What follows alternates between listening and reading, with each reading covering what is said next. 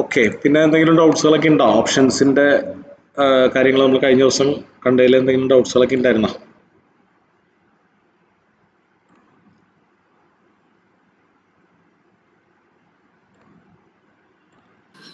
ഓപ്ഷൻസിൽ ഈ paper trading എങ്ങനെ ചെയ്യേണ്ടതെന്നൊന്നും അറിയില്ല. പേപ്പർ പേപ്പർ ട്രേഡിംഗ് അങ്ങനെ ചെയ്തിട്ടില്ല. ഫ്രണ്ട് പേജ് എന്ന് പറയുന്ന ഒരു ആപ്പ് ഉണ്ട്. അത് ഇൻസ്റ്റാൾ ചെയ്യാം. ഫ്രണ്ട് പേജ് ഞാൻ മുന്നേ പറഞ്ഞിട്ടുണ്ടായിരിക്കണം. ഫ്രണ്ട് പേജ് എന്ന് പറയുന്ന ഒരു ആപ്പ് ഇൻസ്റ്റാൾ ചെയ്യാം. പിന്നെ എല്ലാം നമ്മുടെ ഈ ഫസ്റ്റ് സ്റ്റോക്ക് ഒക്കെ പോലെ തന്നെയാണ്. ഒരു ആഡ് ബട്ടൺ കാണും, അല്ലെങ്കിൽ വാച്ച് ലിസ്റ്റ് കാണും. അപ്പോൾ വാച്ച് ലിസ്റ്റിൽ നമുക്ക് വേണമെങ്കിൽ സ്റ്റോക്സുകൾ ആഡ് ചെയ്യാം. അതിനുശേഷം അവിടെ ആ സ്റ്റോക്സ് ഒന്ന് ക്ലിക്ക് ചെയ്ത് കഴിഞ്ഞാൽ ബൈ ഓർ സെല്ല് കാണും. ബൈ ചെയ്യണമെങ്കിൽ ബൈ കൊടുക്കുക. ആ ഒരു ചെറിയ ഡിഫറൻസ് എന്ന് പറയുന്നത് പലതരം ഓർഡർ ടൈപ്സുകൾ അതിലുണ്ടായിരിക്കില്ല. അതായത് market order, limit order, S L order, ഇങ്ങനെ പലതരം ഓർഡർ ടൈപ്സുകൾ ഉണ്ടായിരിക്കില്ല. Just simply buy or sell ഉണ്ടായിരിക്കുള്ളൂ. അപ്പോൾ റിയൽ എക്സ്ചേഞ്ച് വർക്ക് ചെയ്യുന്നത് ഇതുപോലെ limit order, S L L order, S L M order, അതുപോലെ പലതരം ഓർഡർ ടൈപ്സ് ആയിട്ടാണ് പരമ്പരാഗതമായിട്ട് എക്സ്ചേഞ്ചുകൾ വർക്ക് ചെയ്ത് പോന്നിരുന്നത്. പക്ഷേ ഫ്രണ്ട് പേജ് എന്ന് പറയുന്നത് അതൊരു സാധാരണ സോഫ്റ്റ്വെയർ, ഒരു ആപ്പ് ബിൽഡ് ചെയ്തേക്കുന്നതാണ്. അപ്പോൾ അതിൻ്റെ റിയൽ എക്സ്ചേഞ്ചിൻ്റെ ഒരു എമുലേഷൻ അതിൽ ഇതുവരെ ആയിട്ടില്ല. പക്ഷെ നമുക്ക് ഇപ്പോൾ കറൻ്റ്ലി നിൽക്കുന്ന മാർക്കറ്റ് പ്രൈസിന് താഴെയുള്ള ഒരു മാർക്കറ്റ് പ്രൈസിനാണ് നമുക്ക് വാങ്ങേണ്ടതെന്നുണ്ടെങ്കിൽ അതിലത് അടിച്ചു കൊടുക്കാനുള്ള ഓപ്ഷൻ ഉണ്ട്. അതുപോലെ തന്നെ ഇൻട്രാഡേ വേണോ ഡെലിവറി വേണോ എന്നുള്ള ചൂസ് ചെയ്യുന്ന ഓപ്ഷൻസിലും ചെറിയ വ്യത്യാസങ്ങളുണ്ട്. അതായത് intraday, tomorrow, 1 week, 1 month, 1 year.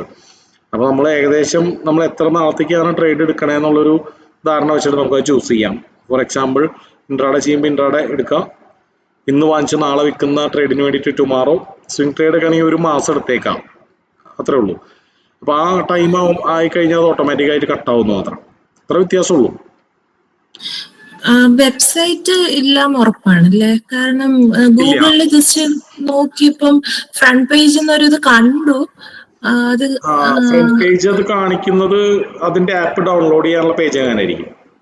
Website ഉണ്ടായിരുന്നില്ല, അവർക്ക് ചാൻസ് ഇല്ല. പിന്നെ നമ്മൾ ട്രേഡ് എടുക്കുമ്പോൾ എപ്പോഴും മൊബൈലിൽ തന്നെ ട്രേഡ് എടുത്ത് പഠിക്കുക നല്ലത്. അപ്പോൾ ചാർട്ട് ഇതാണ് ഫ്രണ്ട് പേജ്. എൻ്റെ ലോഗോ ഒന്ന് ഓർത്ത് വയ്ക്കുക. അതന്നെ ഗൂഗിൾ പ്ലേ സ്റ്റോറിൽ സെർച്ച് ചെയ്യുമ്പോൾ കാണാം. വെബ്സൈറ്റ് മാത്രമേ ഉള്ളൂ, ഡെവലപ്പേഴ്സിനെ കുറിച്ചൊക്കെ ഉണ്ടാവുള്ളൂ. പിന്നെ ഡൗൺലോഡ് ദ ആപ്പ് അത്രേ ഉള്ളൂ അവരുടെ പേജിൽ കാണിക്കുന്നത്. ഓക്കെ.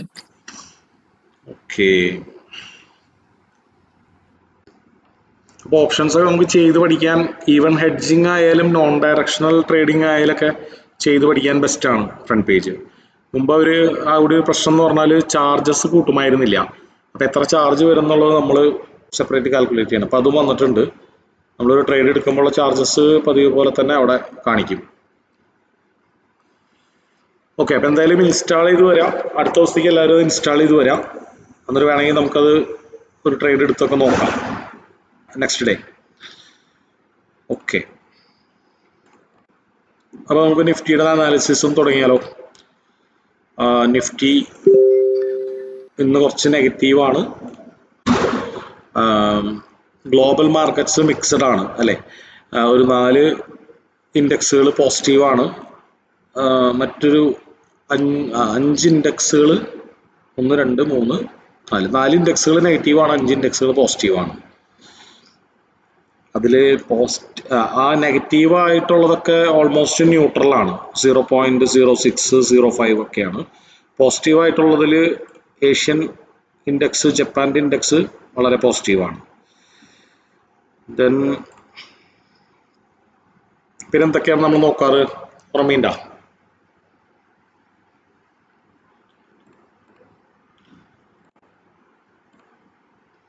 പ്രീ മാർക്കറ്റ് അനാലിസിസിന്റെ ഭാഗമായിട്ട് പിന്നെ എന്തൊക്കെയാണ് നമ്മൾ നോക്കാറ്?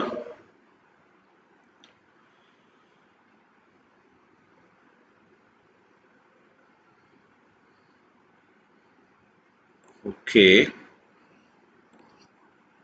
FIDI ഡാറ്റ അല്ലേ. FIDI ഡാറ്റ ഒന്ന് ലോഗിൻ ചെയ്തോട്ടെ.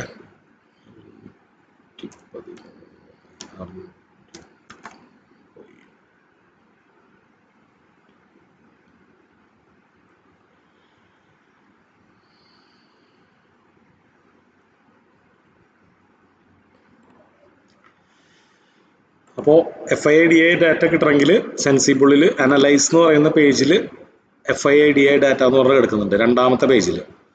ഓക്കെ, നമ്മൾ സാധാരണ സ്ട്രാറ്റജി ബിൽഡർ ആണ് എടുക്കാറ്. ഇവിടെ അനലൈസ് എന്ന് പറയുന്ന പേജിൽ ഇവിടെ എടുക്കുന്നുണ്ട് FIIDA ഡാറ്റ.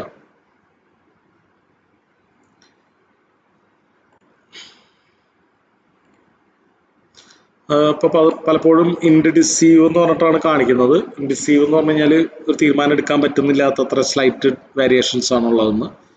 അതുപോലെ FIIs മീഡിയം ബെയറിഷ് ആണ്. അപ്പോൾ ടോട്ടലി നമുക്ക് FIIs സ്ട്രോങ്ലി ബെയറിഷും പ്രോ ആൻഡ് ക്ലയൻസ് സ്ലൈറ്റ്ലി ബുള്ളിഷും ആണെങ്കിൽ ഏറ്റവും നല്ലൊരു സിഗ്നലാണത്. അതായത് നമുക്ക് ബെയറിഷ് ആയിട്ട് കണക്ക് കൂട്ടാം.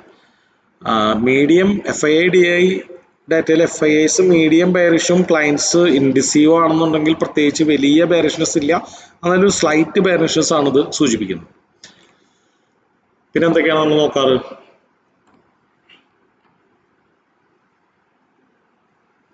ആർക്കെങ്കിലും ഓർമ്മയില്ല? നമ്മളിതൊക്കെ കണ്ടതല്ലേ? പ്രീ മാർക്കറ്റ് അനാലിസിസ് ഫാക്ടേഴ്സ് ഒക്കെ നമ്മൾ കണ്ടതല്ലേ?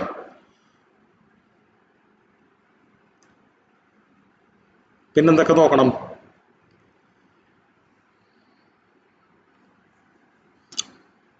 ആരെങ്കിലും പറയാമോ?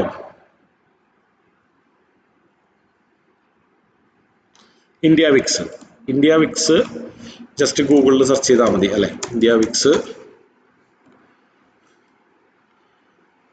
പല ആൾക്കാർക്കും ഒരു പിടുത്തമില്ലാത്ത പോലെയാണല്ലോ. ഇന്ത്യ വിക്സ് നമ്മൾ എത്ര ദിവസത്തെയാണ് നോക്കണ്ടേ? ഒരു ദിവസത്തെ നോക്കണോ, 5 ദിവസത്തെ നോക്കണോ, 1 മാസത്തെ നോക്കണോ, 6 മാസത്തെ നോക്കണോ? എത്ര ദിവസത്തെ നോക്കണ്ടേ?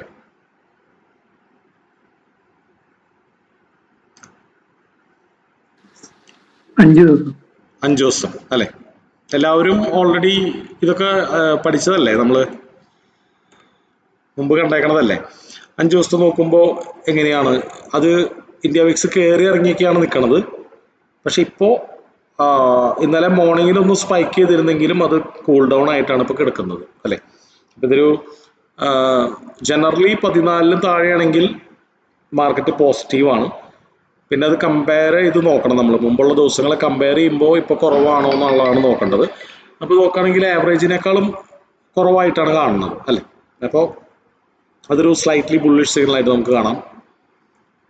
പിന്നെ അതുപോലെ തന്നെ ക്രൂഡ് ഓയിലിൻ്റെ പ്രൈസ് അല്ലേ. ക്രൂഡ് ഓയിലിൻ്റെ പ്രൈസാണ് ഇവിടെ കിടക്കുന്നത്. അതിൽ നമ്മൾ നോക്കാം US ഓയിലും UK ഓയിലും നോക്കാം. കൂടുതൽ ഇമ്പോർട്ടൻസ് കൊടുക്കേണ്ടത് US ഓയിലിനാണ്. US oil slightly minus ആണ് അല്ലേ ഇന്ന്. അപ്പോൾ അത് നിഫ്റ്റിക്ക് സ്ലൈറ്റ്ലി ബുള്ളിഷാണ്. ഇത് ആക്ച്വലി ഇന്നത്തെ പ്രീ മാർക്കറ്റ് അനാലിസിസിൽ നമുക്കൊരു മിക്സഡ് വ്യൂ ആണുള്ളത്. ഇൻ ഷോർട്ട് നമ്മൾ ഗ്ലോബൽ മാർക്കറ്റ്സ് നോക്കുകയാണെങ്കിൽ 4:5 റേഷ്യോ ആണ് കിടക്കുന്നത്. FIIDA data slightly bearish, India Vicks കാണിക്കുന്നത് സ്ലൈറ്റ്ലി ബുള്ളിഷ്, ക്രൂഡ് ഓയിൽ കാണിക്കുന്നത് സ്ലൈറ്റ്ലി ബുള്ളിഷ് അല്ലേ. അപ്പോൾ ഇത് ഒരു 33% ദിവസങ്ങളിൽ മാത്രമാണ് നമുക്ക് ക്ലിയർ കട്ടായിട്ടുള്ള ഒരു വ്യൂ തരുള്ളൂ. പക്ഷെ നമ്മളെപ്പോഴും നിഫ്റ്റിയിൽ അനലൈസ് ചെയ്യുന്നേക്കാൾ മുമ്പ് ഇത് നോക്കിയാൽ പല ദിവസങ്ങളിലും നമുക്ക് നല്ലൊരു ക്ലൂ കിട്ടാറുണ്ട് മാർക്കറ്റിൽ നിന്ന് സ്ട്രോങ്ലി ബുള്ളിഷ് ആണോ ബെയറിഷ് ആണോ എന്നുള്ളത്. അപ്പം അതിനുശേഷം നമുക്ക് ചാർട്ടിലേക്ക് വരാം. നിഫ്റ്റി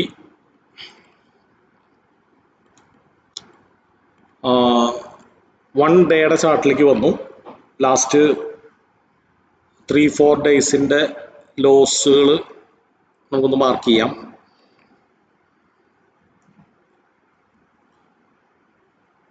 രണ്ടെണ്ണം ഉണ്ടല്ലേ. ഓക്കെ, മറ്റേതെങ്കിലും ഇമ്പോർട്ടൻ്റ് ആയിട്ടുള്ള സ്വിംഗ് ഹൈസ് ഓർ ലോസ് നിൽക്കുന്നുണ്ടെങ്കിൽ ഇത് കാണാൻ പറ്റുന്നുണ്ടെങ്കിൽ അതിലും മാർക്ക് ചെയ്യാം. ഇവിടെ ഒരു ലെവൽ എന്ന് പറയുന്നത് ഇതായിരുന്നു അല്ലേ. അപ്പം അത് പാസ് ചെയ്ത് ഇപ്പോൾ പോയിക്കൊണ്ടിരിക്കണം.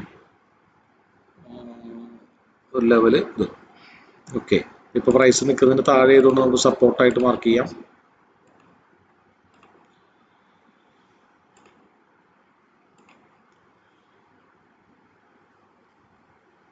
മുകളിലാണെങ്കിൽ അത് റെസിസ്റ്റൻസ് ആയിട്ട് മാർക്ക് ചെയ്യാം.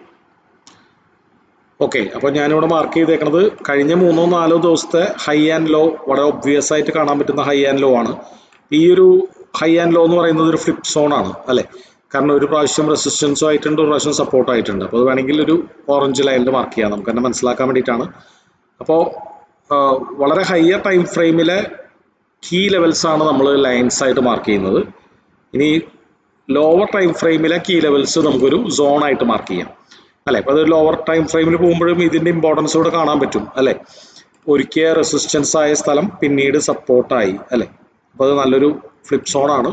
ഇപ്പോഴത്തെ പ്രൈസിനെ നോക്കുമ്പോൾ അത് സപ്പോർട്ടാണ് അല്ലെ. ഇവിടെ തൊട്ടടുത്തുള്ള 30 മിനിറ്റിന്റെ ചാർട്ടിൽ തൊട്ടടുത്തുള്ള കീ ലെവൽസ് ഒന്ന് മാർക്ക് ചെയ്യാം. ഇപ്പൊ ആക്ച്വലി മാർക്കറ്റ് വളരെയധികം ചുരുങ്ങിക്കൊണ്ടിരിക്കുകയായിരുന്നു ഇന്നലേക്ക് ഓപ്ഷൻ സെല്ലേഴ്സ് ഡേ ആയിരുന്നു. കാരണം മാർക്കറ്റിൽ വലിയ മൂവ്മെന്റ് ഒന്നും ഉണ്ടായിരുന്നില്ല. ഇന്നലെ മാത്രമല്ല, കഴിഞ്ഞൊരു 4-ാം തീയതി 5-ാം തീയതി മുതൽ മാർക്കറ്റ് ആ റേഞ്ചിൽ തന്നെയാണ് നിൽക്കുന്നത്. ഓക്കെ, അപ്പൊ ഇനി നമുക്ക് ഇവിടെ ഇമ്പോർട്ടൻ്റ് ആയിട്ട് കാണാൻ പറ്റുന്ന റെസിസ്റ്റൻസും ഇപ്പൊ പ്രൈസ് നിൽക്കുന്നതിന് തൊട്ട് മേലെയുള്ള റെസിസ്റ്റൻസ് ലെവലൊന്ന് മാർക്ക് ചെയ്യാം.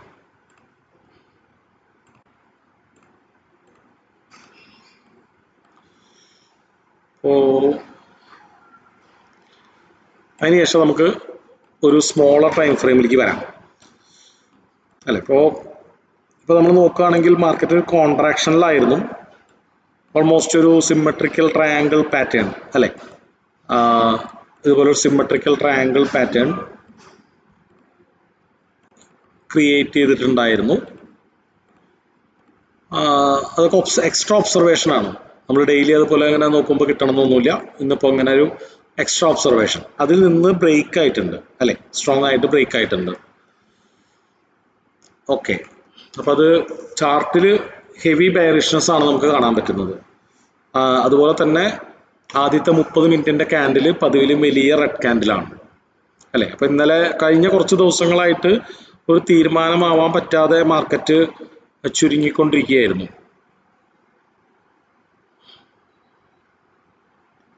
ഇപ്പോൾ ഇന്നൊരു തീരുമാനമായിട്ടുണ്ട്. അപ്പോൾ ഇതൊക്കെ വെച്ചിട്ട് നമുക്ക് കൂട്ടി വായിക്കുമ്പോൾ ഹെവി ബെയറിഷ് ആയിട്ടാണ് ചാർട്ട് കാണിക്കുന്നത്. പ്രീ മാർക്കറ്റ് അനാലിസിസിലുള്ള ഗ്ലോബൽ ഫാക്ടേഴ്സ് ഒക്കെ മിക്സഡ് ആയിരുന്നെങ്കിലും ചാർട്ടിൽ നല്ല നെഗറ്റിവിറ്റി ഉണ്ട്. അപ്പോൾ നമുക്കിനി 5 മിനിറ്റ്സിലേക്ക് വരാം. അതോടൊപ്പം തന്നെ ഇവിടെ നമുക്കൊരു ലെവൽ ഒബ്സർവ് ചെയ്യാം അല്ലേ. ഈ ഒരു ലെവൽ അത്ര ഇമ്പോർട്ടൻ്റ് അല്ല, അതുകൊണ്ട് ഞാനൊന്ന് ഒപ്പാസിറ്റി കുറച്ചിടുന്നുണ്ട്. ഈ ഒരു സപ്പോർട്ട് ഫ്ലിപ്പ് സോൺ നല്ല സ്ട്രോങ്ങർ ആണ്, അതുകൊണ്ട് കുറച്ച് സപ്പോർട്ടിന്റെ ഒപ്പോസിറ്റ് കൂട്ടിയിടുന്നുണ്ട്. ഓക്കെ, ഇനി നമുക്ക് 5 മിനിറ്റ്സിലേക്ക് വരാം.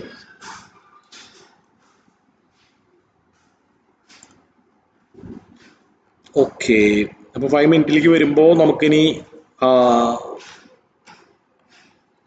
അടുത്ത എന്താണ് റെക്കോർഡഡ് ആണ്. അപ്പോൾ അടുത്തൊരു ഓപ്പർച്യൂണിറ്റി എന്ന് പറയുന്നത് ഇനി സപ്പോർട്ടിലാണ്. അപ്പൊ അതിനടുത്ത് വല്ല റൗണ്ട് നമ്പർ ഉണ്ടോ എന്ന് നോക്കിയേ. എവിടെയെങ്കിലും റൗണ്ട് നമ്പർ കാണാൻ പറ്റുന്നുണ്ടോ?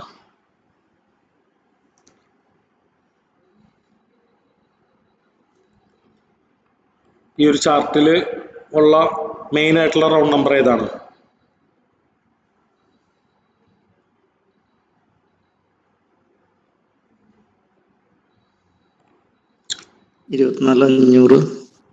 യെസ്, 24,500 അല്ലെ. അപ്പൊ നമ്മളൊരു ഹൊറിസോണ്ടൽ ലൈൻ വരച്ചിട്ട് അതുമ്പോൾ ഡബിൾ ക്ലിക്ക് ചെയ്തിട്ട് അത് ഷാർപ്പായിട്ട് അവിടെ ടൈപ്പ് ചെയ്ത് കൊടുക്കാം. ദെൻ ഒരു റൗണ്ട് നമ്പർ എന്ന് പറഞ്ഞിട്ട് ടൈറ്റിലും കൊടുക്കാം, ടെക്സ്റ്റും കൊടുക്കാം. ഓക്കെ, അപ്പോൾ അത് നിങ്ങൾ എപ്പോഴും ടെംപ്ലേറ്റ് ആയിട്ട് സേവ് ചെയ്ത് വെച്ചാൽ പെട്ടെന്ന് കൊടുക്കാം ഒരു റൗണ്ട് നമ്പർ. ആ റൗണ്ട് നമ്പറിൽ മുമ്പ് പിൻ പോയിന്റ് ആയിട്ട് ഇവിടെ മാർക്കറ്റ് റെസ്പെക്ട് ചെയ്തതായിട്ട് കാണാം അല്ലെ, കഴിഞ്ഞ ബുധനാഴ്ച. ഓക്കെ, അപ്പോൾ നമ്മളത് വ്യാഴാഴ്ച കണ്ടതാണ്. അപ്പോൾ ആ ഒരു സോണും വളരെ ഇമ്പോർട്ടൻ്റ് ആണ്, 24,500. ഇപ്പോൾ മാർക്കറ്റ് പോകുന്നത് ഒരു ഡൗൺ ട്രെൻഡിലാണ് അല്ലെ. ഇപ്പോൾ ടെമ്പററി ആയിട്ട് 5 മിനിറ്റ് നോക്കുമ്പോൾ നമുക്ക് എന്താണ് കാണാൻ പറ്റുന്നത്? അപ്പോൾ നമുക്കത് മനസ്സിലാക്കാൻ വേണ്ടി ഒരു പാത്ത് എടുത്ത് വരയ്ക്കാം. ഇപ്പോൾ മാർക്കറ്റ് പോകുന്നത് ലോവർ ലോ അല്ലെ, ഈ ലോനെ ബ്രേക്ക് ചെയ്ത് ഒരു ലോവർ ഹൈ, ഈ ഹൈനെ കമ്പയർ ചെയ്യുമ്പോൾ ഇതൊരു ലോവർ ഹൈ ആണ്. അതിനുശേഷം പിന്നെ മാർക്കറ്റ് വീണ്ടും സ്ട്രെയിറ്റ് ചെയ്ത് താഴ്ത്തേക്ക് വരാണ്. വലിയ വളവൊഴിച്ചുളികൾ ഉണ്ടായിരുന്നില്ല അല്ലെ. അപ്പൊ ഇനി നമുക്ക് ഇതൊരു ക്ലിയർ അപ് ട്രെൻഡ്, ഒരു ഡൗൺ ട്രെൻഡ് ആയിട്ട് നമുക്ക് കൺസിഡർ ചെയ്യാം. ഒരു സെറ്റ് ഓഫ് ലോവർ ലോയും ലോവർ ഹൈയും കിട്ടിക്കഴിഞ്ഞാൽ നമുക്ക് റീസെൻ്റ്ലി ഇതൊരു ഡൗൺ ട്രെൻഡ് ആയിട്ട് കൺസിഡർ ചെയ്യാം ഷോർട്ടർ ടൈം ഫ്രെയിമിൽ. അപ്പോൾ ലോങ്ങർ ടൈം ഫ്രെയിമിൽ അതൊരു 30 മിനിറ്റ്സ് നോക്കുകയാണെങ്കിൽ ഒരു കോൺട്രാക്ഷൻ മാർക്കറ്റിൽ നിന്ന് പുറത്തേക്ക് കിടക്കുന്നു. വെരി ലോവർ, അതായത് 5 മിനിറ്റ് ടൈം ഫ്രെയിമിൽ ഡൗൺ ട്രെൻഡാണ്, ക്ലിയർ ഡൗൺ ട്രെൻഡാണ്. അപ്പോൾ ഡൗൺ ട്രെൻഡിലാണെങ്കിൽ അതിൽ നമുക്കൊരു ഫിബൊനാച്ചി കൺസിഡർ ചെയ്യാം. അതായത് ഇവിടെ മുതൽ ഇവിടെ വരെയുള്ളതിൻ്റെ 61 or 78 ഒന്നും മാർക്ക് ചെയ്തിടാം. ഓക്കെ, അപ്പോൾ ഇനി നമുക്ക് 2 ഓപ്പർച്യൂണിറ്റികളാണുള്ളത്. ഈ ഒരു ട്രെൻഡ് ബേസിൽ മാർക്കറ്റിനി തിരിച്ചു കയറി വരികയാണെങ്കിൽ നല്ലൊരു ഒപ്റ്റിമം സോൺ എന്ന് പറയുന്നത് ഫിബൊനാച്ചി 78 തന്നെയാണ്. 61 മറ്റൊരു ഇമ്പോർട്ടൻ്റ് ലെവൽ ഒപ്പം ഇല്ലാത്തത് കൊണ്ട് നമ്മൾ 61 കൺസിഡർ ചെയ്യുന്നില്ല. ഫോർ എക്സാമ്പിൾ ഒരു റൗണ്ട് നമ്പറോ ഫ്ലിപ്പ് സോണോ ഒക്കെ 61 ഉണ്ടായിരുന്നെങ്കിൽ നമുക്കത് കൺസിഡർ ചെയ്യാമായിരുന്നു. ഈ കേസിൽ നമ്മൾ 78 മാത്രമാണ് കൺസിഡർ ചെയ്യുന്നുള്ളൂ. അതുപോലെ തന്നെ ഇവിടെ ഒരു ട്രിപ്പിൾ ടോപ്പ് ചാർട്ട് പാറ്റേൺ ഉള്ളതായിട്ട് കാണാം അല്ലേ. ഈ ഒരു ട്രിപ്പിൾ ടോപ്പ് ചാർട്ട് പാറ്റേണിൻ്റെ നെക്ക് ലൈൻ നിൽക്കുന്നതും ഈ 78 ഓൾമോസ്റ്റ് സിമിലർ ആയിട്ടാണ് നിൽക്കുന്നത്. അപ്പോൾ ഈ ഒരു ലെവല് വളരെ ഷോർട്ടർ ടൈം ഫ്രെയിമിൽ റെസിസ്റ്റൻസ് ആവാനുള്ള സാധ്യതയുണ്ട് മാർക്കറ്റ് മുകളിലേക്ക് പോവുകയാണെങ്കിൽ. ഓക്കെ, അപ്പോൾ ട്രിപ്പിൾ ബോട്ടം ഞാനൊന്ന് മാച്ച് കളയുന്നുണ്ട്. ആ ഒരു ലെവല് ഒന്ന് നമുക്ക് ഓർത്ത് വയ്ക്കാം, അത് ഒരു ഇമ്പോർട്ടൻ്റ് ആയിട്ടുള്ള റെസിസ്റ്റൻസ് ആവാനുള്ള സാധ്യതയുണ്ട്. അപ്പോൾ ഇതാണ് നമ്മളുടെ സെൽ സോൺ. തന്നെയല്ല, ഇന്നത്തെ മാർക്കറ്റ് സ്റ്റാർട്ട് ചെയ്തേക്കണത് ആ ഒരു സോണിൽ തന്നെയാണ്. അപ്പോൾ ഇതിനെ നമുക്ക് വേണമെങ്കിൽ ഒരു സപ്ലൈ സോൺ എന്ന് പറയാം. സപ്ലൈ സോൺ എന്ന് പറഞ്ഞാൽ വലിയ സെല്ലിങ് സ്റ്റാർട്ട് ചെയ്ത പോയിന്റ്. ഓക്കെ, അപ്പോൾ ഇത്തരം കാര്യങ്ങൾ കൊണ്ട് ഈ ഒരു സോൺ ഇമ്പോർട്ടൻ്റ് ആണ്. അതായത് നമുക്ക് ഇവിടുന്ന് ഒരു സെല്ല് ഓപ്പർച്യൂണിറ്റി പ്രതീക്ഷിക്കാം. ഈ ഒരു റൗണ്ട് നമ്പറിൽ നമ്മുടെ ടാർഗറ്റ് വെച്ചുകൊണ്ട് ഒരു സെൽ ഓപ്പർച്യൂണിറ്റി പ്രതീക്ഷിക്കാം. അതുപോലെ തന്നെ ഈ ഒരു സപ്പോർട്ടിൽ നമുക്കൊരു ബൈ ഓപ്പർച്യൂണിറ്റി പ്രതീക്ഷിക്കാം അല്ലേ. ആ റൗണ്ട് നമ്പർ അല്ലെങ്കിൽ ഈ ഒരു ഫ്ലിപ്പ് സോണിൽ ടാർഗറ്റ് വെച്ചുകൊണ്ട് നമുക്കൊരു ബൈ ഓപ്പർച്യൂണിറ്റി പ്രതീക്ഷിക്കാം. ഓക്കെ, ഇനി മാർക്കറ്റ് പെട്ടെന്ന് ഇവിടേക്ക് വന്നിട്ട് റിജക്റ്റ് ചെയ്യുകയാണെങ്കിൽ നമുക്ക് അവിടെ നിന്ന് ഒരു സെൽ ഓപ്പർച്യൂണിറ്റി പ്രതീക്ഷിക്കാം. കാരണം അവിടെ ഒരു ഇമ്പോർട്ടൻ്റ് ലെവലാണ് നമുക്കറിയാം. പക്ഷെ അത് കുറച്ച് റിസ്കി ട്രേഡാണ്. കാരണം എന്താ, താഴേക്ക് വന്നുകൊണ്ടിരിക്കുമ്പോൾ നമ്മൾ വിൽക്കേണ്ടത് എപ്പോഴും പ്രീമിയത്തിൽ നിന്നായിരിക്കണം, ഡിസ്കൗണ്ടിൽ നിന്നായിരിക്കരുത്. അപ്പോൾ പ്രീമിയം എന്ന് പറഞ്ഞാൽ വളരെ വില കൂടുതലിനായിരിക്കണം വിൽക്കേണ്ടത്. അപ്പോൾ ഏറ്റവും ബെസ്റ്റ് സോൺ എന്ന് പറഞ്ഞു കഴിഞ്ഞാൽ മാർക്കറ്റിന് നന്നായിട്ട് പ്രീമിയത്തിലേക്ക് കയറി വന്നതിന് ശേഷം മാത്രമാണ് നമ്മൾ കൺസിഡർ ചെയ്യേണ്ടത്.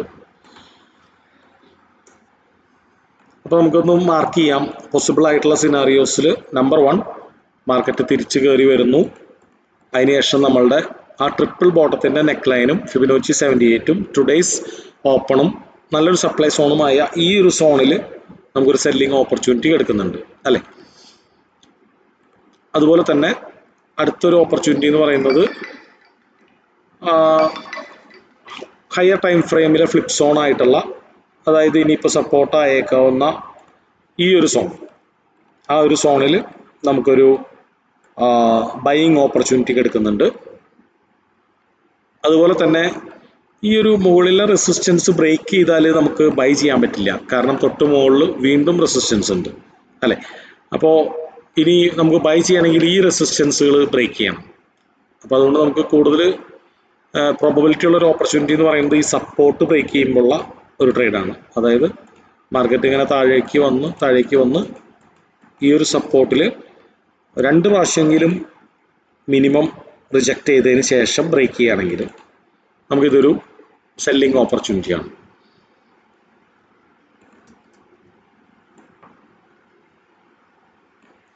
ഓക്കെ, ക്ലിയർ അല്ലേ? ഈ ഒരു സോണിൻ്റെ റീസൺ മനസ്സിലായല്ലോ അല്ലേ? ഫ്ലിപ്പ് സോണാണ്.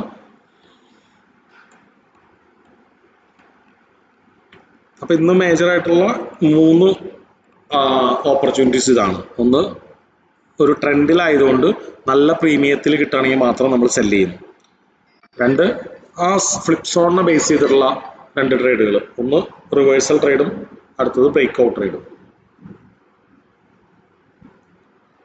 ക്ലിയർ ആണോ?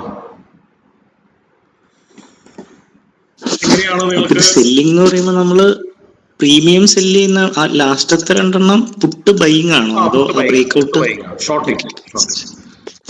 നിങ്ങൾ എങ്ങനെയാണ് ബാക്കിയുള്ള ദിവസങ്ങൾ അനലൈസ് ചെയ്യുമ്പോൾ നിങ്ങൾക്ക് ഇതുപോലെ തന്നെ ഒരു ഐഡിയ കിട്ടാറുണ്ടോ? മാർക്കറ്റ് ഇപ്പം നിൽക്കുന്നതിൻ്റെ മുകളിലും താഴെയുമായിട്ട് അല്ലേ? നമ്മൾ എനിക്ക് തോന്നുന്നു റീസെന്റ് ക്ലാസ്സുകളിലൊക്കെ ഒന്ന് ഒബ്സർവ് ചെയ്ത് കഴിഞ്ഞാൽ മിക്ക ദിവസവും നല്ല ഇതുപോലുള്ള സോണുകൾ കണ്ടുപിടിക്കാൻ പറ്റാറുണ്ട്, അല്ലേ?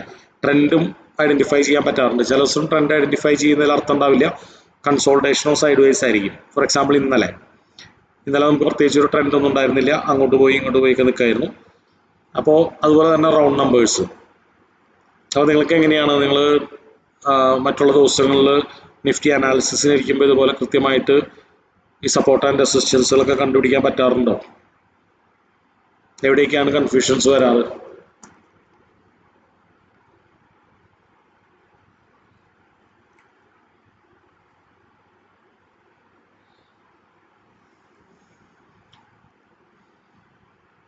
പറ്റാറുണ്ട്, ഈസിയാണ്. നമ്മളിപ്പോൾ പറഞ്ഞുകൊണ്ടിരിക്കുന്ന കാര്യങ്ങൾ അത്യാവശ്യം ഈസി ആയിട്ട് സെൻസ് ചെയ്യാൻ പറ്റാറുണ്ടെന്നുള്ളൊരൊന്ന് കൈ ഉയർത്താവോ?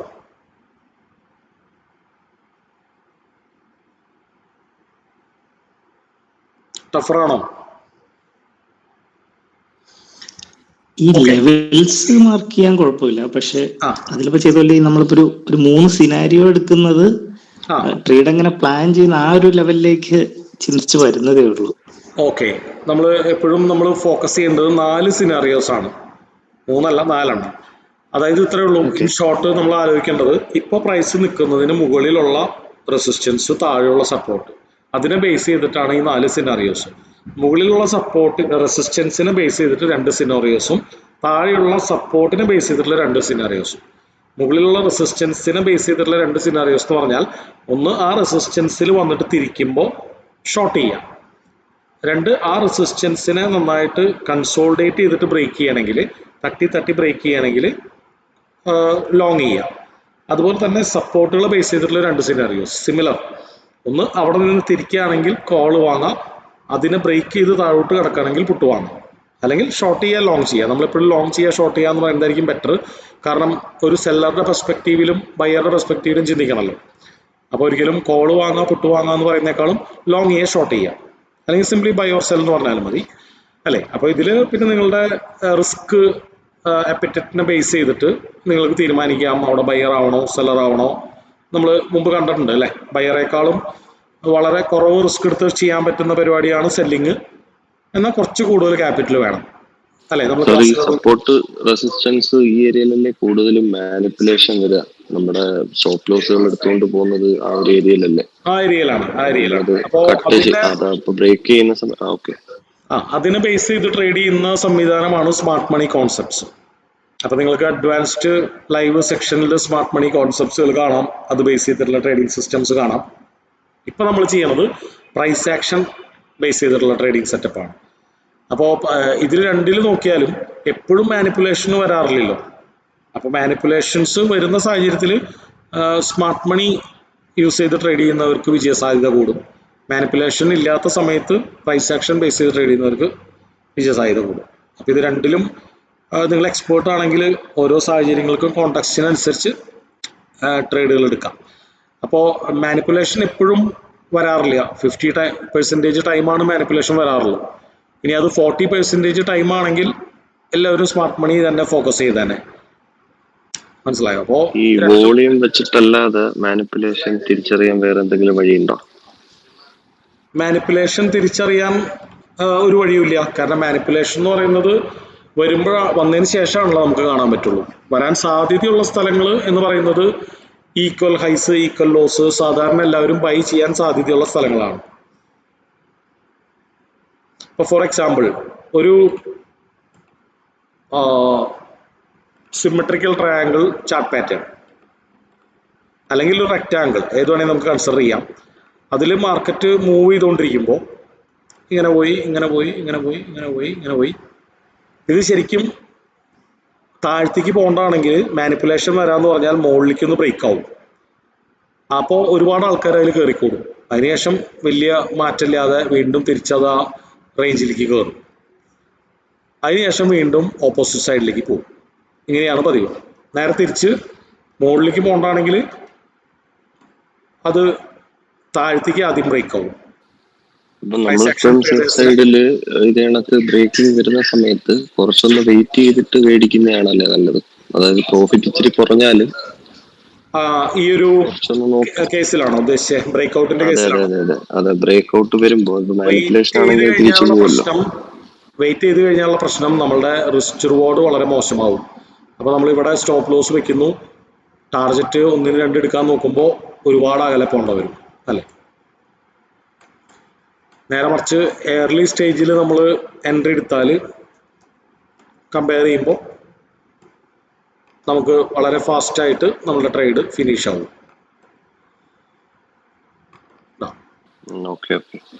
അപ്പൊ അത് റിസ്ക് റിവാർഡിൽ വലിയ മാറ്റം വരുന്നുണ്ട് അല്ലെ? 1:2 കിട്ടുന്നതിന് പകരം 1:4 കിട്ടും. അപ്പോ നമുക്ക് പ്രോബബിലിറ്റി ബേസ് ചെയ്ത് ട്രേഡ് ചെയ്യാനേ പറ്റുള്ളൂ. അതായത് ഈ സിമെട്രിക്കൽ ട്രയാങ്കിൾ ഫോർ എക്സാമ്പിൾ മാത്രമാണ് ഞാൻ പറയുന്നത്. ഏതൊരു ബ്രേക്ക്ഔട്ട് സിനാറിയോ ആണെങ്കിലും, ഏതൊരു ട്രേഡിംഗ് സിനാറിയോ ആണെങ്കിലും, അത് ബ്രേക്ക്ഔട്ട് ആവണമെന്നില്ല, റിവേഴ്സൽ ആയാലും പുൾ ബാക്ക് ആയാലും, ഏതൊരു സിനാറിയോയിലും ഇവിടെ നിന്ന് ഇങ്ങോട്ട് ബ്രേക്ക് ചെയ്തിട്ട് ചീറ്റ് ചെയ്ത് മുകളിലേക്ക് പോകാനുള്ള സാധ്യത 50% ആണ്. അത് ആ ട്രെൻഡിൽ തന്നെ കണ്ടിന്യൂ ചെയ്യാനുള്ള സാധ്യത 50% ആണ്. കാരണം ഇൻസ്റ്റിറ്റ്യൂഷൻസും അങ്ങനെയാണ് ചിന്തിക്കുന്നത്. എല്ലാ പ്രാവശ്യവും ബ്രേക്ക് ചെയ്തിട്ട് അങ്ങോട്ട് പോവുകയാണെങ്കിൽ എല്ലാവർക്കും മനസ്സിലാവില്ലേ, ഓക്കെ സിമെട്രിക്കൽ ട്രയാങ്കിൾ ബ്രേക്ക് ചെയ്ത് കഴിഞ്ഞാൽ തിരിച്ച് അതിന്റെ സെന്റർ ക്രോസ് ചെയ്യുമ്പോഴാണ് ട്രേഡ് എടുക്കേണ്ടത്. അങ്ങനെ ഒരു പാറ്റേൺ ഉണ്ടാക്കില്ലേ, അങ്ങനെ ട്രേഡ് ചെയ്യില്ലേ നേരെ. അപ്പോൾ ഇത് പല കാരണങ്ങൾ കൊണ്ടാണ് ഈ ഒരു സിമെട്രിക്കൽ ട്രയാങ്കിൾ ബ്രേക്ക് ചെയ്യുന്നത്. അതായത് ഒരു കൺസോൾട്ടേഷൻ വരുന്നത്, ഒരു കോൺട്രാക്ഷൻ മാർക്കറ്റ് വരുന്നത് പലപ്പോഴും അതിൽ ട്രേഡ് ചെയ്യാൻ വലിയ പ്ലെയേഴ്സ് ഇല്ലാണ്ടിരിക്കുമ്പോഴാണ്. അതായത് ബയേഴ്സും സെല്ലേഴ്സും ഓൾമോസ്റ്റ് ഒരു ന്യായമായ വില വരുമ്പോഴാണ് മാർക്കറ്റ് ഇങ്ങനെ കോൺട്രാക്ട് ചെയ്യുന്നത്.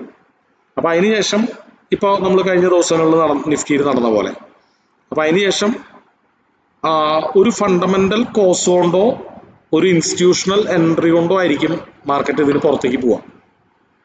അപ്പോൾ ഒരു ഇൻസ്റ്റിറ്റ്യൂഷണൽ എൻട്രി ആണെങ്കിൽ പലപ്പോഴും മാനിപ്പുലേഷന് സാധ്യതയുണ്ട്. അതും 100% ഇല്ല, 50-50. കാരണം എന്താണ്, ഇൻസ്റ്റിറ്റ്യൂഷൻ മാനിപ്പുലേറ്റ് ചെയ്യുകയാണെങ്കിൽ പലപ്പോഴും കണ്ടുവരാറുള്ള ഒരു പാറ്റേൺ ആണ് ആവറേജ് പ്രൈസ് കുറയ്ക്കാൻ നോക്കുക. അതായത് ആദ്യം ബൈ ചെയ്തിട്ട് പിന്നെ സ്റ്റോപ്പ് ലോസ് അടിച്ചിട്ട് പോവുക, അല്ലെങ്കിൽ ആദ്യം ബൈ ചെയ്തിട്ട് പിന്നെ സെല്ല് ചെയ്യുക, അങ്ങനെയുള്ള കാര്യങ്ങൾ. അപ്പൊ അത് 2 ഡയറക്ഷനിലേക്ക് മാനിപ്പുലേഷൻ വന്നേക്കാം. ആദ്യം തന്നെ ബൈ ചെയ്യും, അപ്പൊ കുറെ പേര് അതിന്റെ പിന്നാലെ കയറി കൂടും, തിരിച്ചു വന്ന് അവരെ സ്റ്റോപ്പ് ലോസ് കണ്ട് ചെയ്തിട്ട് വീണ്ടും പോകും. ഇങ്ങനെ ഒരു പാറ്റേൺ. അതെ അതെ,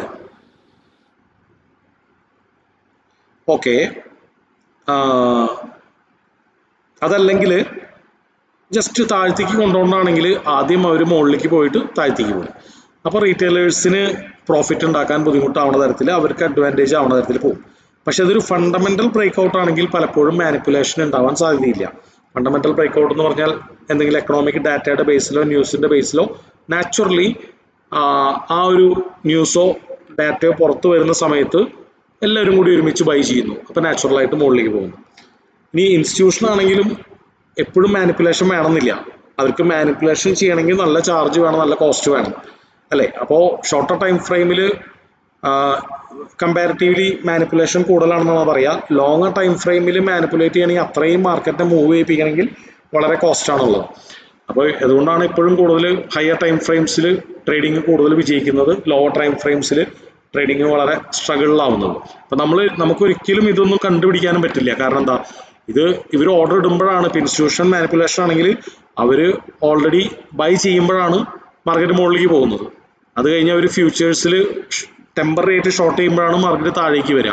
അപ്പൊ നമ്മുടെ റീറ്റെയിലേഴ്സിന്റെ എല്ലാവരെയും സ്റ്റോപ്പ് ലോസ് അടിച്ചു പോകും. അതിനുശേഷം വീണ്ടും അവർ താഴെ വലിയ പൊസിഷൻസ് അക്യുമുലേറ്റ് ചെയ്ത് ലിമിറ്റ് ഓർഡേഴ്സ് ഇട്ട് വെക്കുന്നത് കൊണ്ടാണ് വീണ്ടും മാർക്കറ്റ് മുകളിലേക്ക് പോകുന്നത്. അപ്പൊ ഇതിനെ നമുക്ക് മുൻകൂട്ടി ഐഡന്റിഫൈ ചെയ്യാൻ ഒരു മാർഗവും ഇല്ല. അപ്പൊ നമുക്ക് ചെയ്യാൻ പറ്റുക, നമുക്ക് പ്രോബബിലിറ്റി ബേസ് ചെയ്ത് ട്രേഡ് ചെയ്യാന്നുള്ളതാണ്. അതായത് നമ്മൾ എപ്പോൾ ട്രേഡ് എടുക്കുമ്പോഴും മനസ്സിലുണ്ടായിരിക്കേണ്ട കാര്യം, നല്ല ചെറിയ സ്റ്റോപ്പ് ലോസും വലിയ ടാർജറ്റും വെച്ച് എൻട്രി ചെയ്യാവുന്നിടത്തുനിന്ന് എൻട്രി ചെയ്യാം. ഓക്കെ, അപ്പോൾ 50% ഓഫ് ദ ടൈം മാർക്കറ്റ് ഇങ്ങോട്ട് പോയിട്ട് അങ്ങോട്ട് പോകുമ്പോൾ നമുക്ക് 1000 രൂപ ലോസ് വരും. 50% of the time market single ഡയറക്ഷനിലായിട്ട് പോകുമ്പോൾ നമുക്ക് 2000 രൂപ പ്രോഫിറ്റ് കിട്ടും. അതായത് പ്രോബബിലിറ്റിയും റിസ്ക് റിവാർഡ് റേഷ്യോ ആണ് നമ്മളെ ആക്ച്വലി പ്രോഫിറ്റിലേക്ക് എത്തിക്കുന്നത്. എന്നാൽ ഇത് ഒരിക്കലും മാർക്കറ്റ് പ്രഡിക്ഷൻ അല്ല, എവിടേക്ക് മാർക്കറ്റ് പോകുന്നുള്ള പ്രഡിക്റ്റ് ചെയ്യാനുള്ള കഴിവല്ല. എന്നാൽ ഇതിലൊരു ഭാഗം ഈ ചാർട്ട് അനാലിസിസിന് വളരെ വലിയൊരു പങ്കുണ്ട്. ചെറിയ സ്റ്റോപ്പ് ലോസും വലിയ ടാർഗറ്റും വെച്ച് നമുക്ക് എവിടെ നിന്ന് എൻട്രി ചെയ്യാമെന്നുള്ളത് മനസ്സിലാക്കണമെങ്കിൽ നമുക്ക് ഇതുപോലെ ചാർട്ടിനെ കുറിച്ച് നന്നായിട്ട് മനസ്സിലാക്കണം. എവിടേക്കാ ബ്രേക്ക് ചെയ്താലാണ് അല്ലെങ്കിൽ എവിടെയൊക്കെ റിവേഴ്സ് ചെയ്താലാണ് നമുക്ക് ചെറിയ സ്റ്റോപ്പ് ലോസിലും വലിയ ടാർഗറ്റിലും ട്രേഡ് ചെയ്യാൻ പറ്റുക എന്നുള്ളത് അറിയണമെങ്കിൽ നമ്മൾ കാര്യമായിട്ട് ചാർട്ട് അനാലിസിസ് ഇമ്പ്രൂവ് ചെയ്യണം. ഓക്കെ, അപ്പം അതിന് പല പല വഴികളുണ്ട്. അതിലൊരു വഴിയാണ് ഈ സപ്പോർട്ട് ആൻഡ് റെസിസ്റ്റൻസ് ബേസ് ചെയ്തിട്ട് ഉള്ളൊരു വഴി അല്ലെങ്കിൽ ഒരു സ്ട്രാറ്റജി. ഓക്കെ, അപ്പം നമ്മൾ ചിന്തിക്കേണ്ടത് ഇപ്പോൾ പ്രൈസ് നിൽക്കുന്നതിന് മേലെയും താഴെയുമുള്ള വളരെ ക്രൂഷ്യൽ ആയിട്ടുള്ള support and resistance, big round numbers, fib levels, അത് ബേസ് ചെയ്തിട്ട് പലപ്പോഴും ചെറിയ ചെറിയ ഇൻസ്റ്റിറ്റ്യൂഷൻസും ഹൈ നെറ്റ്വർത്ത് ഇൻഡിവിജ്വൽസും ഒക്കെ ബൈ ചെയ്യാൻ സാധ്യതയുള്ള സ്ഥലങ്ങൾ, അല്ലെങ്കിൽ പബ്ലിക് ബൈ ചെയ്യാനോ ഷോർട്ട് ചെയ്യാനോ സാധ്യതയുള്ള സ്ഥലങ്ങൾ, ആ സ്ഥലങ്ങളിൽ അവരുടെ ഒപ്പം നമ്മളും ട്രേഡ് ചെയ്യണം, നല്ല റിസ്ക് റിവാർഡ് കിട്ടാൻ സാധ്യതയുള്ളിടത്ത്. ഇപ്പൊ താഴേക്ക് വരുന്ന ഈ ട്രെൻഡിൽ എപ്പോഴും വലിയ ഇൻസ്റ്റിറ്റ്യൂഷൻസ് വിൽക്കാൻ താല്പര്യം കാണിക്കുന്നത് വില കൂടുതലിനാണ്, വാങ്ങാൻ താല്പര്യം കാണിക്കുന്നത് വില കുറവിനാണ്. അപ്പൊ നല്ല വില കൂടുതൽ കിട്ടിയാലേ മിക്കപ്പോഴും ഇൻസ്റ്റിറ്റ്യൂഷൻസ് അവിടെ നിന്ന് എൻട്രി ചെയ്യുള്ളൂ, അല്ലെ? അപ്പോൾ റീറ്റെയിലേഴ്സ് ട്രേഡ് ചെയ്ത് മുകളിലേക്ക് വന്ന് നല്ലൊരു വില കൂടുതലിന് മുമ്പ് മാർക്കറ്റ് തടയപ്പെട്ട സ്ഥലത്ത് കിട്ടുകയാണെങ്കിൽ നമുക്ക് അതിൻ്റെ ഒപ്പം തന്നെ ഒരു പൊസിഷൻ എടുക്കാം. അപ്പോഴും നമ്മൾ ഡിപ്പെൻഡ് ചെയ്യണത് ആ മാർക്കറ്റ് എങ്ങോട്ട് പോകും എന്നുള്ളതിനെയല്ല. നമ്മൾ 100 ട്രേഡ് എടുക്കുമ്പോൾ അതിൽ 1:2 റിസ്ക് റിവാർഡ് റേഷ്യോയിൽ ഒരു 40 45 ട്രേഡുകൾ വിജയിക്കാൻ പറ്റാനാണ് നമ്മൾ നോക്കുന്നത്. ഓക്കെ, അപ്പോൾ ഇപ്പൊ എനിക്ക് തോന്നുന്നു 94, 95 ബാച്ചുകൾക്ക് 3 ക്ലാസ് കണ്ടല്ലേ, 3 ലൈവ് സെക്ഷൻസ് അല്ലേ കഴിഞ്ഞിരിക്കുന്നത്? അത് 2 നമ്മുടെ മൂന്നാമത്തെ അല്ലേ? അത് രണ്ടാമത്തെയാണ്. ഓക്കെ, അപ്പൊ ഞാൻ ഒന്നുകൂടിയും ഈ ഒരു എന്താ പറയുക, ഒരു സ്ട്രാറ്റജി, ഒരു ഫ്ലോ ചാർട്ട് മോഡലിൽ സ്റ്റെപ്പ് 1, 2, 3 മോഡൽ നമുക്കൊന്ന് കണ്ടുപോകാം. അപ്പൊ ആദ്യം തന്നെ നിഫ്റ്റി ബേസ് ചെയ്തിട്ട് അല്ലെങ്കിൽ ഏതൊരു ഇൻട്രാഡേ സ്ട്രാറ്റജി ആണെങ്കിൽ നമ്മൾ ചെയ്യേണ്ട ഒരു ജനറൽ കാര്യമാണ് മാർക്കറ്റിനെ കുറിച്ചുള്ളൊരു ജനറൽ അവയർനെസ് ഉണ്ടാവുക, ഷോർട്ട് ടൈമിലുള്ള ഒരു ജനറൽ അവയർനെസ് ഉണ്ടാവുക. അപ്പോൾ അതിനെ വിളിക്കുന്ന പേരാണ് പ്രീ മാർക്കറ്റ് അനാലിസിസ്. അപ്പോൾ അത് നമ്മളെപ്പോഴും മാർക്കറ്റ് ഓപ്പൺ ചെയ്യുന്നതിന് മുമ്പ് തന്നെ നമുക്ക് ചെയ്ത് വെക്കാം, വലിയ മാറ്റങ്ങൾ ഉണ്ടാവാറില്ല. അപ്പോൾ അതിനു വേണ്ടി നമ്മൾ ഡിപ്പെൻഡ് ചെയ്യുന്നത് ബേസിക്കലി ഗ്ലോബൽ ഇൻഡെക്സുകളെയാണ്. അതാണ് ഏറ്റവും കൂടുതൽ പ്രിഫറൻസ് കൊടുക്കേണ്ടത്. അപ്പോൾ അതിൽ നമ്മൾ 3 അമേരിക്കൻ ഇൻഡെക്സുകളും 3 യൂറോപ്യൻ ഇൻഡെക്സുകളും 3 ഏഷ്യൻ ഇൻഡെക്സുകളാണ് ഇട്ടിരിക്കുന്നത്, അല്ലേ? അപ്പോൾ അതിൽ അമേരിക്കൻ ഇൻഡെക്സ് എന്ന് പറഞ്ഞു കഴിഞ്ഞാൽ S&P 500, ഡോ ജോൺസ്, നാസ്ഡാക്ക് പോപ്പുലർ ആയിട്ടുള്ള ഇൻഡെക്സുകൾ. അപ്പോൾ ഇതിൻ്റെ പേരൊന്നും നിങ്ങൾ കാണാപ്പാടം പഠിക്കണ്ട, ജസ്റ്റ് ChatGPT ചോദിച്ചു കഴിഞ്ഞാൽ അറിയാവുന്നുള്ളൂ. Major 3 American index, 3 European index, 3 Asian index എന്ന് ചോദിച്ചതൊക്കെ തന്നെയായിരിക്കും കിട്ടാം. അപ്പോൾ അത് മൊത്തത്തിലൊരു 9 എണ്ണം, അത് ഓരോരുത്തരുടെ സ്റ്റൈൽ എന്ന് പറയില്ലേ, ഇപ്പോൾ നമുക്ക് അതിലും കൂടുതലൊക്കെ എടുക്കാം. 9 എണ്ണമാണ് നമ്മൾ അനലൈസ് ചെയ്യുന്നത്. അതിലൊരു 7 or 8 എണ്ണം നമുക്ക് സ്ട്രോങ് ആയിട്ട് ബുള്ളിഷ് ഓർ ബെയറിഷ് ആണെങ്കിൽ നമുക്ക് അതിലൊരു വ്യൂ കിട്ടിയെന്ന് പറയാം. അപ്പോൾ അൺഫോർച്ചുനേറ്റ്ലി ഇന്ന് നമ്മൾ നോക്കിയപ്പോൾ അത് കിട്ടിയില്ല. കാരണം 5-4 ആണ്. 5-4, 4-5, 6-3 ഒക്കെ ആണെങ്കിൽ അത്ര സ്ട്രോങ് ആയിട്ടുള്ള ഒരു വ്യൂ എന്ന് നമുക്ക് പറയാൻ പറ്റില്ല. ഒരു 8 എണ്ണം ബുള്ളിഷും 1 എണ്ണം ബെയറിഷ് ആണെങ്കിൽ നമുക്കതൊരു സ്ട്രോങ് വ്യൂ ആയി. ഈവൻ നമുക്ക് 7-2 വരെ കൺസിഡർ ചെയ്യാം. അതായത് 7 ബുള്ളിഷ് ഇൻഡെക്സുകളും 2 ബെയറിഷ് ഇൻഡെക്സുകളാണെങ്കിൽ ഗ്ലോബൽ മാർക്കറ്റ്സ് ജനറലി ബുള്ളിഷാണ് നമുക്ക് വിലയിരുത്താം. അപ്പോൾ അത് മാത്രം വെച്ചിട്ടല്ല നമ്മൾ നിഫ്റ്റിനെ കൺസിഡർ ചെയ്യേണ്ടത്, അത് വൺ ഓഫ് ദ ക്ലൂ മാത്രമാണ്. അടുത്ത ഏറ്റവും ഇമ്പോർട്ടൻ്റ് ആയിട്ടുള്ള ഒരു ഘടകം എന്ന് പറയുന്നത് ഇന്ത്യ വിക്സ് ആണ്. ഇന്ത്യ വിക്സ് നോക്കാൻ വളരെ ഈസിയാണ്. പ്രീ മാർക്കറ്റ് ഗ്ലോബൽ മാർക്കറ്റ്സ് നോക്കണമെങ്കിൽ ഇതൊക്കെ ഓർത്ത് വെക്കണം. ഇന്ത്യ വിക്സ് നോക്കണമെങ്കിൽ സിംപ്ലി നമ്മൾ ഇന്ത്യ വിക്സ് എന്ന് ഗൂഗിളിൽ സെർച്ച് ചെയ്തിട്ട് കഴിഞ്ഞ 5 ദിവസമാണ് കൺസിഡർ ചെയ്യേണ്ടത്. ഒരു ദിവസം കൺസിഡർ ചെയ്യുന്നതിൽ ഒരു അർത്ഥമില്ല. കാരണം അത് ഇന്നത്തെ മാർക്കറ്റ് വോളറ്റൈലിറ്റി ബേസ് ചെയ്തിട്ടാണ് കാണിക്കുന്നത്. ഇന്നത്തെ മാർക്കറ്റ് വോളറ്റൈലിറ്റി സ്റ്റാർട്ടിങ് തന്നെ കൂടും, കുറച്ച് കഴിയുമ്പോൾ ഒന്ന് കൂൾ ഡൗൺ ആവും, അത് സ്വാഭാവികം. അപ്പോൾ ഒരു 5 ദിവസം കൺസിഡർ ചെയ്തിട്ട് ഇന്ത്യ വിക്സ് ജനറലി എങ്ങനെയാണ് കയറി വരാണോ കുറഞ്ഞു വരാണോ എന്നുള്ളതാണ് നോക്കേണ്ടത്. അപ്പോൾ ടെമ്പററി ആയിട്ട് ഇന്നലെ ഇതുപോലെ ഒരു ഫ്ലക്ച്വേഷൻ മാർക്കറ്റ് മോർണിംഗിൽ 9 ഉണ്ടായിരുന്നെങ്കിലും അത് ഇന്നലെ കൂൾ ഡൗൺ ആയത് ഇന്ന് കയറിയിട്ടില്ല, അല്ലേ? ഇപ്പോൾ ഇവിടെ തന്നെയാണ് നിൽക്കുന്നത്. ഇപ്പം ഇന്ന് 10 മണിയായി, അല്ലേ? 11-ാം തീയതി 10 മണി. ഇപ്പോൾ ഇവിടെ തന്നെയാണ് നിൽക്കുന്നത്. അതായത് ഇന്ന് വലിയൊരു എന്താ പറയുക കൺഫ്യൂഷൻ അല്ലെങ്കിൽ ഒരു ഫിയർ ബേസിക്കലി ഓപ്ഷൻ സെല്ലേഴ്സിന് ഇല്ല എന്നുള്ളതാണ് ഇന്ത്യ വിക്സ് കാണിക്കുന്നത്. ഇന്ത്യ വിക്സ് ഫോർമുല നമ്മൾ പഠിക്കേണ്ട, ബേസിക്കലി മനസ്സിലാക്കിയാൽ മതി. ഓപ്ഷൻ സെല്ലേഴ്സ് എത്ര അകലെയാണ് ഓപ്ഷൻ സെല്ല് ചെയ്യുന്നതിനെ ബേസ് ചെയ്തിട്ടാണ് ഈ ഫോർമുല ക്രിയേറ്റ് ചെയ്തേക്കുന്നത്, ഇന്ത്യ വിക്സ് പ്ലോട്ട് ആവുന്നത്. അതായത് കൂടുതൽ ആൾക്കാർ കുറച്ച് ധൈര്യം കാണിക്കുന്നു കുറച്ച് അടുത്തൊക്കെ സെല് ചെയ്യാൻ വേണ്ടിയിട്ട്. നമ്മുടെ നോൺ ഡയറക്ഷണൽ സ്ട്രാറ്റജീസ് ഒക്കെ പഠിച്ചില്ലേ, അയൺ കോണ്ടൂർ. അപ്പൊ അതുപോലുള്ള അയൺ കോണ്ടൂർസ് ഒക്കെ ചെയ്യുന്നവർ OTM സെല് ചെയ്യുന്നതൊക്കെ വളരെ അടുത്താവുമ്പോഴാണ് ഇന്ത്യ വിക്സ് ജനറലി കുറയുന്നത്. വളരെ അകലെ പേടിച്ച് സെല് ചെയ്യുമ്പോഴാണ് ഇന്ത്യ വിക്സ് കൂടുന്നത്. അപ്പൊ അതുകൊണ്ടാണ് ഇന്ത്യ വിക്സ് നമുക്ക് നല്ലൊരു ഇൻഡിക്കേറ്റർ ആവുന്നത്. മാർക്കറ്റിൽ ഇന്ത്യ വിക്സ് കൂടുതലാണെങ്കിൽ പൊതുവെ ബെയറിഷ് ആയിട്ടും, ഇന്ത്യ വിക്സ് കൂൾ ഡൗൺ ആണെങ്കിൽ, കുറവാണെങ്കിൽ സ്ലൈറ്റ്ലി ബുള്ളിഷ് ആയിട്ടാണ് നമ്മൾ കൺസിഡർ ചെയ്യുക. തേർഡ് ഇമ്പോർട്ടൻ്റ് ആയിട്ടുള്ള ക്ലൂ എന്ന് പറയുന്നത് FII-DI ഡാറ്റയാണ്. അത് നമുക്ക് സെൻസിബിളിൽ പോയാൽ രണ്ടാമത്തെ പേജിൽ FII-DI ഡാറ്റ എന്ന് പറഞ്ഞ് കാണാൻ പറ്റും. അപ്പോൾ അതിൽ നമുക്ക് FIIs ബെയറിഷ് ആണോ ബുള്ളിഷ് ആണോ എന്നുള്ളതാണ് നമ്മൾ കൺസിഡർ ചെയ്യേണ്ടത്. ഈ ഒരു ഇൻഡിക്കേറ്റർ എന്ന് പറയുന്നത് വളരെ റിയലിസ്റ്റിക് ആയിട്ടുള്ള ഒരു ഇൻഡിക്കേറ്റർ ആണ്. അതായത് എത്ര പേര് FIIs ബൈ ചെയ്തിട്ടുണ്ട്, സെല് ചെയ്തിട്ടുണ്ട് എന്നുള്ളതിനെ ബേസ് ചെയ്തിട്ടാണ് ഇതൊക്കെ വരുന്നത്. അപ്പോൾ ഇതിന്റെ ഡീറ്റെയിലേക്ക് പോകണമെങ്കിൽ ഫ്യൂച്ചേഴ്സിൽ നിഫ്റ്റിയിൽ മീഡിയം ബെയറിഷ് ആണ്, mid cap Nifty, fin Nifty ഒക്കെ മൈൽഡ്ലി ബുള്ളിഷ് ആയിട്ട് കാണിക്കുന്നുണ്ട്. അപ്പോൾ ഇതിന്റെ ഒരു സമ്മറിയാണ് നമ്മളിവിടെ കാണുന്നത്. ഓപ്ഷൻസിൽ നോക്കുകയാണെങ്കിൽ ബെയറിഷ് ആണ്, കോൾ ഓപ്ഷൻസിന്റെ കേസായാലും പുട്ട് ഓപ്ഷൻസിന്റെ കേസായാലും മീഡിയം ബെയറിഷ് ആണ്. അപ്പോൾ FIIsന്റെ വ്യൂ ആണ് പലപ്പോഴും ശരിയാവാറുള്ളത്. പ്രോസ് ക്ലയൻസ് എന്ന് പറയുന്നതിൽ അവരുടെ വ്യൂ പലപ്പോഴും തെറ്റാറാണ് പതിവ്. പലപ്പോഴും ഇത് FIIsന്റെ വ്യൂവിന് ഓപ്പോസിറ്റ് ആണ് വരാറ്. അപ്പൊ നമുക്ക് ഈ FIIsന്റെ വ്യൂവിന് ഓപ്പോസിറ്റ് പ്രോയുടെയും ക്ലയന്റിന്റെയും വ്യൂ വരുമ്പോഴാണ് അത് നല്ലൊരു ക്ലൂ ആവുന്നത്. അപ്പൊ ഈ കേസിൽ പ്രോസിന്റെയും ക്ലയന്റിന്റെയും വ്യൂ എന്ന് പറയുന്നത് മിക്സഡ് ആയതുകൊണ്ട് തന്നെ അത് ഇൻഡിസിസീവ് ആയിട്ടാണ് കാണിക്കുന്നത്. അതിൽ വലിയൊരു ക്ലൂ ഇല്ല. അപ്പൊ നമുക്ക് മനസ്സിലാക്കാം സ്ലൈറ്റ്ലി ബെയറിഷ് സിനാരിയോ ആണ് FII-DI ഡാറ്റ നമുക്ക് പറഞ്ഞു തരുന്നത്. ലാസ്റ്റ് കൺസിഡർ ചെയ്യേണ്ട ഒരു എലമെന്റ് ആണ് ക്രൂഡ് ഓയിലിന്റെ പ്രൈസ്. അപ്പൊ ക്രൂഡ് ഓയിലിന്റെ പ്രൈസ് ബേസിക്കലി ഇപ്പോൾ വലിയ മാറ്റമൊന്നും ഉണ്ടാക്കുന്നില്ല, ന്യൂട്രൽ ആയിട്ട് തന്നെയാണ് നിൽക്കുന്നത്. ക്രൂഡ് ഓയിലിന്റെ പ്രൈസ് വളരെ സ്പൈക്ക് ചെയ്യണമെങ്കിൽ ചിലപ്പോൾ ആ ഒറ്റ എലമെന്റ് മാത്രം മതിയായിരിക്കും നമുക്ക് നിഫ്റ്റി ബെയറിഷ് എന്ന് കൺസിഡർ ചെയ്യാം. അതായത് ഒരു പെർസെൻറ്റേജിന് മേലെ അല്ലെങ്കിൽ 3/4%, 1% ഒക്കെ രാവിലെ തന്നെ ക്രൂഡ് ഓയിലിന്റെ പ്രൈസ് സ്പൈക്ക് ചെയ്യുന്നതായിട്ട് കണ്ടു കഴിഞ്ഞാൽ നിഫ്റ്റി ബെയറിഷ് ആക്കാനുള്ള സാധ്യതയുണ്ട്. ഒന്നിൽ കൂടുതലാണെങ്കിൽ 2% ഒക്കെ ആണെങ്കിൽ ഹെവി ബെയറിഷ് ആവാനുള്ള സാധ്യതയുണ്ട്. അപ്പൊ ഇത് ന്യൂട്രൽ ആണ് അല്ലെങ്കിൽ സ്ലൈറ്റ്ലി പോസിറ്റീവ് ഓർ നെഗറ്റീവ് ആണെങ്കിൽ നമുക്ക് അത്ര വലിയ ക്ലൂ ആയിട്ട് കൺസിഡർ ചെയ്യാൻ പറ്റില്ല. എന്തായാലും ഇപ്പോഴത്തെ കേസിൽ ഇത് ന്യൂട്രൽ ആയിട്ടാണ് നിൽക്കുന്നത്, എന്നാൽ സ്ലൈറ്റ്ലി ബെയറിഷ് ആണ്. അപ്പോൾ വളരെ ചെറിയ വ്യത്യാസമുണ്ട്. അപ്പോൾ ഇതിൽ നിന്ന് പ്രത്യേകിച്ച് ഒരു ഡാറ്റ നമുക്ക് എടുക്കാനില്ല. ഇത്രയും കാര്യങ്ങളൊക്കെ നോക്കിക്കഴിഞ്ഞാൽ ഏകദേശം ഒരു 30-33% ദിവസങ്ങളിൽ നമുക്ക് നിഫ്റ്റി ബുള്ളിഷ് ആവാനുള്ള സാധ്യത, ബെയറിഷ് ആവാനുള്ള സാധ്യത എന്ന് ഒരു അനുമാനം കിട്ടും. അപ്പോൾ ആ ഒരു ട്രെൻഡിനെ നമുക്ക് കൂടുതൽ കൺസിഡർ ചെയ്യാം. അപ്പൊ അത് കഴിഞ്ഞിട്ടാണ് നമ്മൾ ഇപ്പൊ അൺഫോർച്ചുനേറ്റ്ലി ഇന്ന് മിക്സഡ് ആയിട്ടുള്ള ഒരു വ്യൂ ആണുള്ളത്. അതായത് FII-DI ഡാറ്റ 5.4 ആണ്. ഗ്ലോബൽ മാർക്കറ്റ്സ് നോക്കുകയാണെങ്കിൽ 5.4 ആണ്. FII-DI ഡാറ്റ സ്ലൈറ്റ്ലി ബെയറിഷ് ആണ്.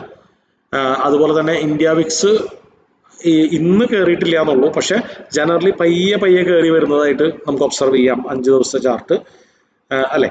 അപ്പോൾ അതും സ്ലൈറ്റ്ലി ബെയറിഷ്നെസ് ആണ് നമുക്ക് കാണിക്കുന്നത്, പക്ഷെ ഇന്ന് വലിയ മാറ്റം ഉണ്ടാക്കിയിട്ടില്ല. അപ്പൊ ഇത്രയും കാര്യങ്ങളൊക്കെ അനലൈസ് ചെയ്തതിനു ശേഷമാണ് നമ്മൾ ചാർട്ടിലേക്ക് വരേണ്ടത്, നിഫ്റ്റിയുടെ ചാർട്ടിലേക്ക് വരേണ്ടത്. ഇനി മാർക്കറ്റ് മോർണിംഗ് ഓപ്പൺ ചെയ്യുന്നതിന് മുമ്പാണ് ഇത് നോക്കുന്നതെന്നുണ്ടെങ്കിൽ ഗിഫ്റ്റ് നിഫ്റ്റി കൂടി നോക്കാം. ഇപ്പൊ നമ്മൾ ഓൾറെഡി മാർക്കറ്റ് ഓപ്പൺ ചെയ്തതിനു ശേഷം പിന്നെ അത് നോക്കുന്നതിൽ അർത്ഥമില്ല, ഇതുപോലെയൊക്കെ തന്നെ ആയിരിക്കും ഉണ്ടാവുക. അപ്പോൾ നിഫ്റ്റിയുടെ ചാർട്ടിൽ നമ്മൾ കണ്ടത് ആദ്യം തന്നെ 1 ഡേയുടെ ചാർട്ടിൽ പോയിട്ട് തൊട്ടടുത്തുള്ള ദിവസങ്ങളിൽ ഉള്ള ഹൈ ആൻഡ് ലോസ് ആണ് നമ്മൾ മാർക്ക് ചെയ്തത് അല്ലെ, ഹൈയസ്റ്റ് ആൻഡ് ലോവസ്റ്റ് പോയിന്റ്. ഇവിടെ തന്നെ നമുക്ക് നോക്കാം ഈ ഹൈയും ഈ ലോയും അത് രണ്ടും ഒന്ന് തന്നെയാണ് സൂചിപ്പിക്കുന്നത്. അപ്പൊ അത് ഒരു ഫ്ലിപ്പ് സോൺ ആയിട്ട് നമ്മൾ മാർക്ക് ചെയ്തു. അതുപോലെ തന്നെ കുറച്ച് ദിവസങ്ങൾക്ക് മുമ്പുള്ള ഒരു ഹൈ, ഇത് ബിഗ് റെസിസ്റ്റൻസ് ആണ്. കാരണം എന്താ, മാർക്കറ്റ് എത്ര അകലേന്ന് വന്നിട്ട് എത്ര അകലേക്ക് പോയോ അത്രയും ഇമ്പോർട്ടൻ്റ് ആയിട്ടുള്ള റെസിസ്റ്റൻസ് ആയിട്ട് തന്നെ കൺസിഡർ ചെയ്യാം. ഓക്കെ, ഇവിടെ ഒരു ലെവലും കൂടി ഉണ്ട്. അപ്പോൾ കഴിഞ്ഞ 3-4 ദിവസത്തെ നോക്കിയാൽ മതി. ഇപ്പൊ ഇവിടെ ഞാൻ ഇങ്ങനെ ഒരു ഫ്ലിപ്പ് സോൺ കൂടി കണ്ടുകൊണ്ട് മാർക്ക് ചെയ്തെന്നുള്ളൂ. അപ്പൊ ഇപ്പൊ പ്രൈസ് നിൽക്കുന്നതിന് താഴെയുള്ളതൊക്കെ സപ്പോർട്ടായിട്ടും ഇപ്പൊ പ്രൈസ് നിൽക്കുന്നതിന് മേലെയുള്ളതൊക്കെ റെസിസ്റ്റൻസ് ആയിട്ട് നമുക്ക് വരയ്ക്കാം അല്ലെ. അതാണ് ചാർട്ട് അനാലിസിസിലെ ഫസ്റ്റ് സ്റ്റെപ്പ്. അതിനുശേഷം 30 മിനിറ്റ്സിൽ പോയിട്ട് പലപ്പോഴും നമ്മൾ വരച്ച ലെവലുകൾ തന്നെ നമുക്കൊന്ന് ഹൈലൈറ്റ് ചെയ്യേണ്ടതായിട്ട് വരും. ഇപ്പൊ ഇവിടെ നോക്കുകയാണെങ്കിൽ ഇപ്പോൾ ഓൾറെഡി വരച്ചിട്ട ലെവൽസ് തന്നെയാണ് ഇത് അല്ലെ. അപ്പോൾ നമുക്കൊന്ന് ഹൈലൈറ്റ് ചെയ്തൊരു സപ്പോർട്ട് സോൺ ആയിട്ട് വരയ്ക്കാം. അതായത് ഇത് റീസെന്റ് ലെവലിൽ വളരെ ഇമ്പോർട്ടൻ്റ് ആണ് എന്നറിയിക്കാൻ വേണ്ടിയിട്ടാണ്. അപ്പോൾ ഇത് പ്രൈസ് നിൽക്കുന്നതിന് താഴെയാണെങ്കിൽ സപ്പോർട്ട്, മുകളിലാണെങ്കിൽ റെസിസ്റ്റൻസ്. ഇനി നമ്മൾ നോക്കേണ്ടത് ട്രെൻഡാണ് അല്ലെ. ട്രെൻഡ് ഇതിൽ നോക്കുമ്പോൾ ഒന്നും മനസ്സിലാവുന്നില്ല, കാരണം ഇതൊരു കോൺട്രാക്ഷൻ മാർക്കറ്റ് ആണ്, സ്ലൈറ്റ്ലി ബെയറിഷ് ആണ് ഇന്നത്തെ മാർക്കറ്റ്. ഓക്കെ, ഇനി നമുക്ക് 5 മിനിറ്റ്സിലേക്ക് വരാം. ഇതിന്റെ ഒരു റെസിസ്റ്റൻസ് വരയ്ക്കാം. ഇപ്പോൾ പ്രൈസ് നിൽക്കുന്നതിന് തൊട്ട് മേലെയുള്ള ഒരു മേജർ റെസിസ്റ്റൻസ് ഇതാണ്. ഇനി 5 മിനിറ്റിലേക്ക് വരാം. അപ്പോൾ നമ്മൾ 1 ഡേ 30 മിനിറ്റ്സ് 5 മിനിറ്റ്, അപ്പോൾ അത് 30 മിനിറ്റ് വരെ 1 അവർ ആയാലും വലിയ മാറ്റമൊന്നുമില്ല. ഓക്കെ, അപ്പോൾ അതിന് ശേഷം നമ്മൾ നോക്കേണ്ടത് ഇപ്പോൾ പ്രൈസ് നിൽക്കുന്നതിന് മുകളിലും താഴെയുമുള്ള ഈ സപ്പോർട്ട് ആൻഡ് റെസിസ്റ്റൻസ് ലെവലിൽ നിന്നാണ് നമ്മൾ മെയിൻ ആയിട്ടുള്ള ട്രേഡുകൾ ഫോക്കസ് ചെയ്യേണ്ടത്. ഇനി നമ്മൾ നോക്കേണ്ടത് ഇപ്പോഴത്തെ ടെമ്പററി ട്രെൻഡ് നോക്കുമ്പോൾ നമ്മൾ കാണുന്നത് അതിൽ ആ ബാക്ക് ബോൺസ്, ആ സ്കെൽട്ടൺ മാത്രം ഫോക്കസ് ചെയ്താൽ മതി അല്ലേ. Higher high higher low, sorry lower low lower high pattern ആണ്, അതായത് ഡൗൺ ട്രെൻഡ് ആണ് ഇപ്പോൾ കാണുന്നത്. ഇപ്പോൾ ഡൗൺ ട്രെൻഡിൽ നമ്മൾ എവിടെ നിന്ന് എന്ത് ചെയ്യണം, ഒഴുക്കിന് അനുകൂലമായി ട്രേഡ് ചെയ്യുകയാണെങ്കിൽ ഡൗൺ ട്രെൻഡിൽ നമ്മൾ ഷോർട്ട് ചെയ്യാനാണ് നോക്കേണ്ടത്. അത് എവിടെ നിന്ന് വേണം, എപ്പോഴും അത് പ്രീമിയത്തിൽ നിന്നിട്ടാണ് നമ്മൾ ഷോർട്ട് ചെയ്യേണ്ടത്. അതായത് അവസാനമായിട്ട് ഉണ്ടാക്കിയ ഇമ്പൾസീവ് മൂവിൻ്റെ ഒരു 61-78% മാർക്കറ്റ് കറക്റ്റ് ചെയ്ത് കയറുകയാണെങ്കിൽ നല്ല ഷോർട്ടിങ് ഓപ്പർച്യൂണിറ്റിയാണ്. അത് നമ്മളൊന്ന് ഹൈലൈറ്റ് ചെയ്തിട്ടു. അതെല്ലാ ദിവസവും ചിലപ്പോൾ ഉണ്ടാവണമെന്നില്ല, ചിലപ്പോൾ ബുള്ളിഷ് ട്രെൻഡ് ആയിരിക്കാം, ചിലപ്പോൾ ബാരിഷ് ട്രെൻഡ് ആയിരിക്കാം. അപ്പോൾ ഇന്ന് ബാരിഷ് ട്രെൻഡാണ്. അപ്പോൾ ആ ട്രെൻഡ് ആണെങ്കിൽ മാത്രമാണ് ആ ഫിബൊനാച്ചി ലെവലിന് പ്രസക്തി വരുന്നുള്ളൂ. സൈഡ് വേസ് ആണെങ്കിൽ ഫിബൊനാച്ചി ലെവലിന് പ്രസക്തി ഇല്ല. ഇനി നമുക്ക് കൺസിഡർ ചെയ്യേണ്ടത് വല്ല മേജർ റൗണ്ട് നമ്പേഴ്സ് ഉണ്ടെങ്കിൽ അതാണ്. അപ്പോൾ 24,500 റൗണ്ട് നമ്പർ ആണ് ഈ ചാർട്ടിലെ ഏറ്റവും ബിഗ്ഗസ്റ്റ് റൗണ്ട് നമ്പർ.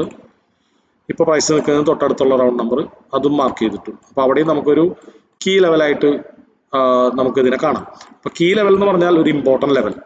അപ്പോൾ അവിടെയൊക്കെ പലപ്പോഴും മാർക്കറ്റ് റിഫ്ലക്ഷൻസ് ഉണ്ടാക്കാനുള്ള സാധ്യതയുണ്ട്. പക്ഷെ നമ്മൾ ഈ ഒരു ലെവലിൽ നിന്ന് നമ്മൾ ഷോർട്ട് ചെയ്യാൻ ഉദ്ദേശിക്കുന്നില്ല. താഴത്തേക്ക് പോയിക്കൊണ്ടിരിക്കുമ്പോൾ നമ്മൾ നല്ല വില കൂടുതൽ കിട്ടിയാൽ മാത്രമേ സെല് ചെയ്യാൻ അല്ലെങ്കിൽ ഷോർട്ട് ചെയ്യാൻ ഉദ്ദേശിക്കുന്നുള്ളൂ. അപ്പോൾ ഇനി നമ്മൾ നോക്കേണ്ടത് തൊട്ടടുത്തുള്ള ഈ കീ ലെവൽസിനെ ബേസ് ചെയ്തിട്ടായിരിക്കണം നമ്മുടെ ട്രേഡ് അല്ലേ. അപ്പോൾ ഇപ്പോൾ പ്രൈസ് നിൽക്കുന്നതിന് മുകളിലും താഴെയുമായിട്ട് നമുക്ക് ഈ 2 ഓപ്പർച്യൂണിറ്റീസ് വീതമാണുള്ളത്. ഒന്ന്, മേജർ റെസിസ്റ്റൻസ് ഏതാണോ അതിലെത്തുമ്പോൾ നമ്മൾ ഷോർട്ട് ചെയ്യുന്നു, അല്ലെങ്കിൽ മേജർ സപ്പോർട്ട് ഏതാണോ അതിലെത്തുമ്പോൾ നമ്മൾ ലോങ് ചെയ്യുന്നു. 2, ആ മേജർ റെസിസ്റ്റൻസിനെ ബ്രേക്ക് ചെയ്യുമ്പോൾ നമ്മൾ ലോങ് ചെയ്യുന്നു. പക്ഷെ ഇവിടെ ഒരു പ്രശ്നം എന്ന് പറഞ്ഞാൽ ഈ ഒരു ലെവലിനെ ബ്രേക്ക് ചെയ്യുമ്പോൾ വീണ്ടും ഇവിടെ അടുത്ത റെസിസ്റ്റൻസ് ഉണ്ട്. അപ്പോൾ നമുക്ക് ഇവിടെ നിന്ന് ബ്രേക്ക് ചെയ്ത് ലോങ് ചെയ്താൽ വീണ്ടും മാർക്കറ്റ് ഇവിടെ തടയപ്പെടാനുള്ള സാധ്യതയുണ്ട്. അപ്പോൾ നമ്മൾ ലോങ് ചെയ്യണമെങ്കിൽ അത് ഈ ഒരു ലെവൽ വിട്ടിട്ട് വേണം. പക്ഷേ ഈ ഒരു ലെവൽ ഇന്ന് ഉച്ചയ്ക്ക് മുമ്പ് ഈ ലെവലിനെ ബ്രേക്ക് ചെയ്ത് പോകാനുള്ള സാധ്യത വളരെ കുറവാണ്. എന്നാലും നമുക്ക് വേണമെങ്കിൽ ജസ്റ്റ് ഒന്ന് മാർക്ക് ചെയ്താൽ. ഇനി അല്ലെങ്കിൽ ഈ സപ്പോർട്ടിൽ നമ്മൾ ബൈ ചെയ്യുന്നത് പോലെ തന്നെ ഈ സപ്പോർട്ടിൽ എത്തിയതിന് ശേഷം ആ സപ്പോർട്ടിൽ ഹോൾഡ് ചെയ്യാൻ പറ്റാതെ താഴത്തേക്ക് വരണമെങ്കിൽ നമ്മൾ ഷോർട്ട് ചെയ്യുന്നു അല്ലേ. അപ്പോൾ ഇപ്പോൾ പ്രൈസ് നിൽക്കുന്ന ലെവൽ അത് ഞാനൊരു ബ്ലൂ കളറിൽ ഹൈലൈറ്റ് ചെയ്യുന്നുണ്ട്. ഇപ്പോൾ പ്രൈസ് നിൽക്കുന്ന ലെവലിന് മുകളിലുള്ള റെസിസ്റ്റൻസുകളിൽ നമ്മൾ ഒരു റിവേഴ്സലും ഒരു കണ്ടിന്യൂവേഷനും ഓപ്പർച്യൂണിറ്റികളാണ് നമ്മൾ ഫോക്കസ് ചെയ്യുന്നത്. ഇപ്പോൾ പ്രൈസ് നിൽക്കുന്ന ലെവലിന് താഴെയുള്ള മേജർ കീ ലെവലിൽ അല്ലെങ്കിൽ ഇമ്പോർട്ടൻ്റ് ലെവലിൽ നമ്മൾ ഒരു റിവേഴ്സലോ ഒരു കണ്ടിന്യൂവേഷനോ ആണ് നമ്മൾ ഫോക്കസ് ചെയ്യുന്നത് അല്ലേ. ഇനിയിപ്പോൾ റിവേഴ്സൽ ട്രേഡ് ചെയ്യാൻ വേണ്ടിയിട്ട് നിങ്ങൾക്ക് 3 കാര്യങ്ങൾ യൂസ് ചെയ്യാം. ഒന്ന്, candlestick pattern. 2, heikin ashi colour change. അപ്പോൾ കാൻഡിൽ സ്റ്റിക് പാറ്റേണും ഹൈക്കനാഷി നമ്മൾ നോക്കേണ്ടത് 5 മിനിറ്റിലാണ്. അതിൽ കോംപ്ലക്സിറ്റി ഒന്നും ഇല്ലാന്ന് വിചാരിക്കും, നമ്മൾ പഠിച്ചു കഴിഞ്ഞ കാര്യങ്ങളാണ് അല്ലേ. ഹൈക്കനാഷി എന്താണ്, കാൻഡിൽ സ്റ്റിക് പാറ്റേൺ എന്താണ്. ഇനി ആ ഒരു കൺഫ്യൂഷൻ എന്ന് പറയുന്നത് അതും അല്ലെങ്കിൽ ഒരു അഡ്വാൻസ്ഡ് സ്റ്റേജിൽ നമുക്ക് യൂസ് ചെയ്യാൻ പറ്റുന്നത് മാർക്കറ്റ് സ്ട്രക്ചർ ഷിഫ്റ്റ് ആണ്. അത് നമ്മൾ നോക്കേണ്ടത് 1 മിനിറ്റിലാണ്, 5 മിനിറ്റിലല്ല. ഇതുവരെ നമ്മൾ 1 മിനിറ്റിലേക്ക് മാറിയിട്ടില്ല. നമ്മൾ 1 മിനിറ്റിലേക്ക് മാറേണ്ടത് ഇത് ഈ സപ്പോർട്ടിൽ എത്തിക്കഴിഞ്ഞതിന് ശേഷമാണ്. ഓക്കെ, അപ്പം ഇങ്ങനെ എത്തി കഴിഞ്ഞാൽ നമ്മൾ 1 മിനിറ്റിലേക്ക് മാറാം. അപ്പോൾ പ്രൈസ് താഴേക്ക് വരുമ്പോൾ എപ്പോഴും ലോവർ ലോ ലോവർ ഹൈ ആയിട്ടാണ് പലപ്പോഴും വരാറ്. ചിലപ്പോൾ നേരെ ഇങ്ങനെ വന്നുകൊണ്ടിരിക്കാം. അപ്പോൾ അതൊരു 10 മണി വരെ അതുകൊണ്ട് നമ്മൾ ട്രേഡ് ചെയ്യരുത്. എപ്പോഴും മാർക്കറ്റ് സ്ട്രെയിറ്റ് ആയിട്ടൊക്കെ മൂവ് ചെയ്യും. ഒരു 10 മണി 10:15 കഴിഞ്ഞ് കഴിഞ്ഞാൽ മാർക്കറ്റ് പലപ്പോഴും സ്ലോവിലാണ് മൂവ് ചെയ്യുക. അപ്പോൾ ഒരു ഇമ്പൾസീവ് മൂവ് ഉണ്ടെങ്കിൽ ഒരു കറക്ഷൻ ഉണ്ടാവാൻ സാധ്യതയുണ്ട്. മറ്റൊരു ഇമ്പൾസീവ് മൂവ് ഉണ്ടെങ്കിൽ വീണ്ടും ഒരു കറക്ഷൻ, ചെറിയ കറക്ഷൻ ആവാം, വലിയ കറക്ഷൻ ആവാം. ഇങ്ങനെ മാർക്കറ്റ് താഴേക്ക് വന്നിട്ട് അവസാനം വന്ന ലോ, അതായത് ഇവിടെ ഒരു ലോ ആണ് അല്ലെ, ഇതൊരു ലോ ആണ്, അതിന് താഴെ ഇതൊരു ലോവർ ലോ അല്ലെ. അപ്പോൾ അവസാനം വന്ന ലോനെ ബ്രേക്ക് ചെയ്യുമ്പോഴാണ് ഓക്കെ മാർക്കറ്റ് ഇവിടുന്ന് റിവേഴ്സ് ചെയ്യാനുള്ള സാധ്യത ഉണ്ടെന്നുള്ള ആദ്യത്തെ ക്ലൂ നമുക്ക് കിട്ടുന്നത്. അതിനെയാണ് നമ്മൾ മാർക്കറ്റ് സ്ട്രക്ചർ ഷിഫ്റ്റ് എന്ന് വിളിക്കുന്നത്, അല്ലെങ്കിൽ ക്യാരക്ടർ ചേഞ്ച് എന്ന് വിളിക്കുന്നത്. ഇത് കിട്ടിക്കഴിഞ്ഞാൽ ഓടിപ്പോയി ഇവിടുന്ന് ബൈ ചെയ്യരുത്. കാരണം എന്താ, നമുക്ക് വലിയ വില കൊടുക്കേണ്ടി വരും, വലിയ സ്റ്റോപ്പ് ലോസും വലിയ സ്റ്റോപ്പ് ലോസ് വെക്കേണ്ടി വരും. അപ്പോൾ അതിനനുസരിച്ച് നമ്മുടെ റിസ്ക് റിവാർഡ് ഒരുപാട് അകലെ പോകേണ്ടി വരും അല്ലേ. അപ്പോൾ അവിടേക്ക് ഒന്നും പോകാനുള്ള സാധ്യതയില്ല. അപ്പോൾ നമ്മൾ എന്ത് ചെയ്യണം? വീണ്ടും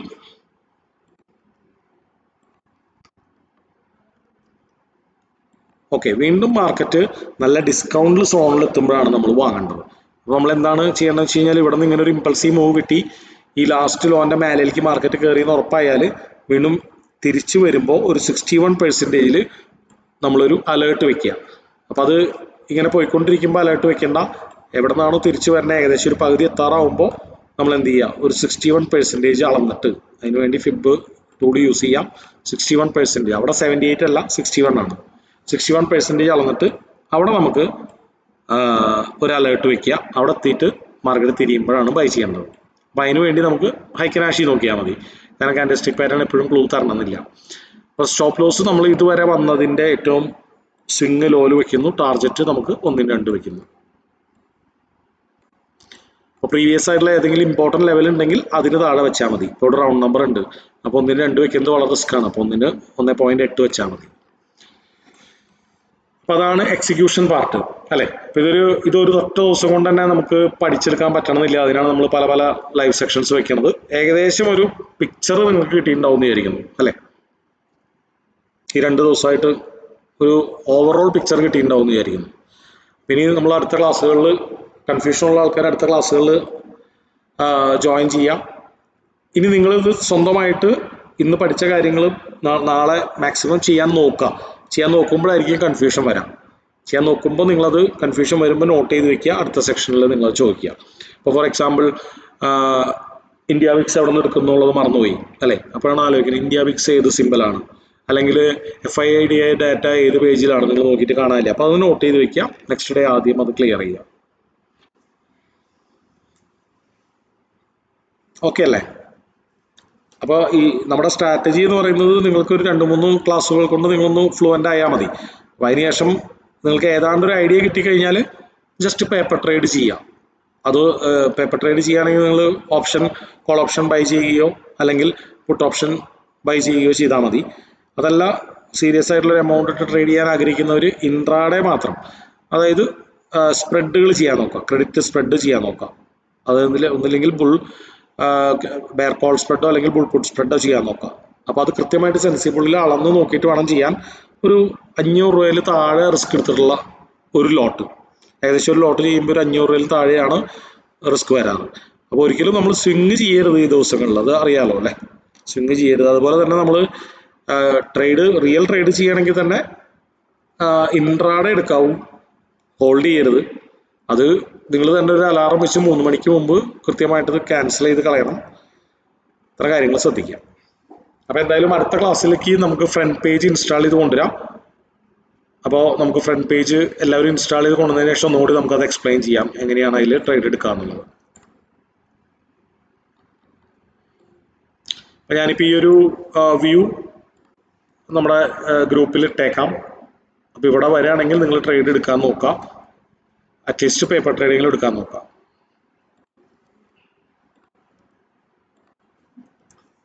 ഓക്കെ അല്ലേ.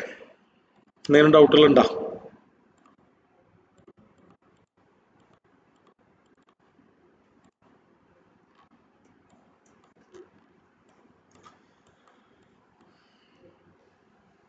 ഞാൻ ഈ വീഡിയോ റെക്കോർഡ് ചെയ്തിട്ടുണ്ട്. എന്തെങ്കിലും ഡൗട്ടുകൾ ഉണ്ടെങ്കിൽ പല കാര്യങ്ങളും ഓർത്തിരിക്കാൻ കുറച്ച് ബുദ്ധിമുട്ടായിരിക്കും അല്ലേ. പല ടേംസുകൾ നമ്മൾ കാണുന്നുണ്ട്. അപ്പോൾ വീണ്ടും ഈ വീഡിയോ റിവൈസ് ചെയ്ത് കാണാം.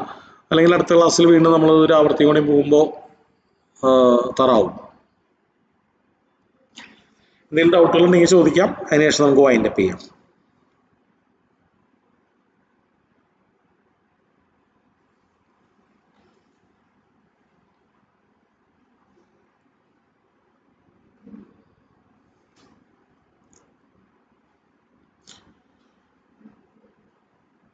ഓക്കെ അല്ലേ.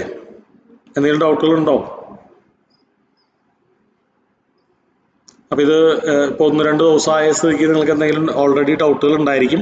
ഇത് 2-3 ആവർത്തി കഴിഞ്ഞതിന് ശേഷം മാത്രമാണ് നിങ്ങൾക്കത് മനസ്സിൽ തറായിട്ട് നിൽക്കുള്ളൂ. അപ്പോൾ മാക്സിമം ഈ വീഡിയോ റെക്കോർഡ് കണ്ടതിന് ശേഷം ആ ടേംസുകളും അതുപോലെ സ്റ്റെപ്സുകളൊക്കെ നിങ്ങളൊന്ന് നോട്ട് ചെയ്യാൻ നോക്കാം. സ്റ്റെപ്പ് നമ്പർ 1 ഇപ്പോൾ ചാർട്ടിൻ്റെ കേസിലാണെങ്കിൽ സ്റ്റെപ്പ് നമ്പർ 1 ഡേയുടെ ചാർട്ട് എടുക്കുന്നു. പ്രീവിയസ് 3 or 4 ഡേയ്സിൻ്റെ ഹൈയും ഇമ്പോർട്ടൻ്റ് ആയിട്ടുള്ള റെസിസ്റ്റൻസ് ഇപ്പോഴത്തെ പ്രൈസിനടുത്തുള്ളത് മാർക്ക് ചെയ്യുന്നു എന്ന് പറഞ്ഞ സ്റ്റെപ്സുകളായിട്ട് തന്നെ 30. നെക്സ്റ്റ് സ്റ്റെപ്പ് നമ്പർ 2 30 മിനിറ്റ്സ് എടുക്കുന്നു. റീസെൻ്റ് ആയിട്ടുള്ള സപ്പോർട്ട് റെസിസ്റ്റൻസ് മാർക്ക് ചെയ്യുന്നു. സ്റ്റെപ്പ് നമ്പർ 3 ബിഗ് ആയിട്ടുള്ള റൗണ്ട് നമ്പേഴ്സ് മാർക്ക് ചെയ്യുന്നു. സ്റ്റെപ്പ് നമ്പർ 4 ട്രെൻഡ് എങ്ങോട്ടാണെന്ന് നോക്കുന്നു. ആ ട്രെൻഡിനെ ബേസ് ചെയ്തിട്ടുള്ള ഫിബ് ലെവൽ വരച്ചിടുന്നു. സ്റ്റെപ്പ് നമ്പർ 5 ഇപ്പോൾ മാർക്കറ്റ് നിൽക്കുന്നതിന് മുകളിലും താഴെയുമായിട്ടുള്ള കീ ലെവൽസിൽ ഒരു കണ്ടിന്യൂവേഷൻ റിവേഴ്സിൽ, താഴെ ഒരു കണ്ടിന്യൂവേഷൻ റിവേഴ്സിൽ, അങ്ങനെ 4 സിനാരിയോസ് മാർക്ക് ചെയ്യുന്നു അല്ലേ. അപ്പം അങ്ങനെ സ്റ്റെപ്പായിട്ട് നിങ്ങളതൊന്ന് നോട്ട് ചെയ്യാം. അത് കഴിഞ്ഞിട്ട് അടുത്ത ദിവസം നിങ്ങൾക്ക് നിഫ്റ്റിയിൽ ഇതുപോലെ തന്നെ കണ്ടെത്താൻ പറ്റുന്നുണ്ടോ ലെവൽസുകൾ എന്നുള്ളത് ചെക്ക് ചെയ്യാം. ആ ഇത്രയും ചെയ്താലാണ് ഡൗട്ട്സ് വരുള്ളൂ. മനസ്സിലായോ? അപ്പോൾ എവിടെയൊക്കെയാണ് ബ്ലോക്ക് വരുന്നത് അതൊന്ന് നോട്ട് ചെയ്ത് വെക്കുക. അടുത്ത ക്ലാസ്സിൽ അത് ഓർത്ത് ചോദിക്കുക. സ്റ്റാർട്ടിങ് തന്നെ ചോദിച്ച് ക്ലിയർ ചെയ്യാം. ഓക്കെ അല്ലേ? നമുക്ക് വൈൻഡപ്പ് ചെയ്താലോ? ഓക്കെ. എനിക്ക് ഇന്ന് ക്യാമറ യൂസ് ചെയ്യാൻ പറ്റുന്നില്ല. കാരണം വെച്ച് കഴിഞ്ഞാൽ നമ്മുടെ മറ്റേ ലാപ്ടോപ്പിൻ്റെ പ്രശ്നം തോന്നുന്നു കുറച്ച് സ്ലോ. അപ്പോൾ ലാപ്ടോപ്പ് ഒന്ന് മാറ്റി. അപ്പോൾ ഇതിൽ ഓൾറെഡി OBSൻ്റെ ക്യാമറയാണ് കാണിക്കുന്നത്. അത് എന്തുകൊണ്ടാണെന്ന് അറിയുന്നില്ല. ഇവിടെ OBS ഓപ്പൺ ചെയ്തിട്ടുണ്ട്. ഇവിടെ ഒരു വെർച്വൽ ക്യാമറ എന്ന് പറയുന്ന ഓപ്ഷൻ ഓഫാണ്. പക്ഷെ എന്നിട്ടും ഇതാണ് കാണിക്കുന്നത്. ഓക്കെ, ആർക്കെങ്കിലും അറിയാവോ OBSൽ എന്തുകൊണ്ടാണ് ഈ ക്യാമറ OBSൻ്റെ കാണിക്കുന്നത്?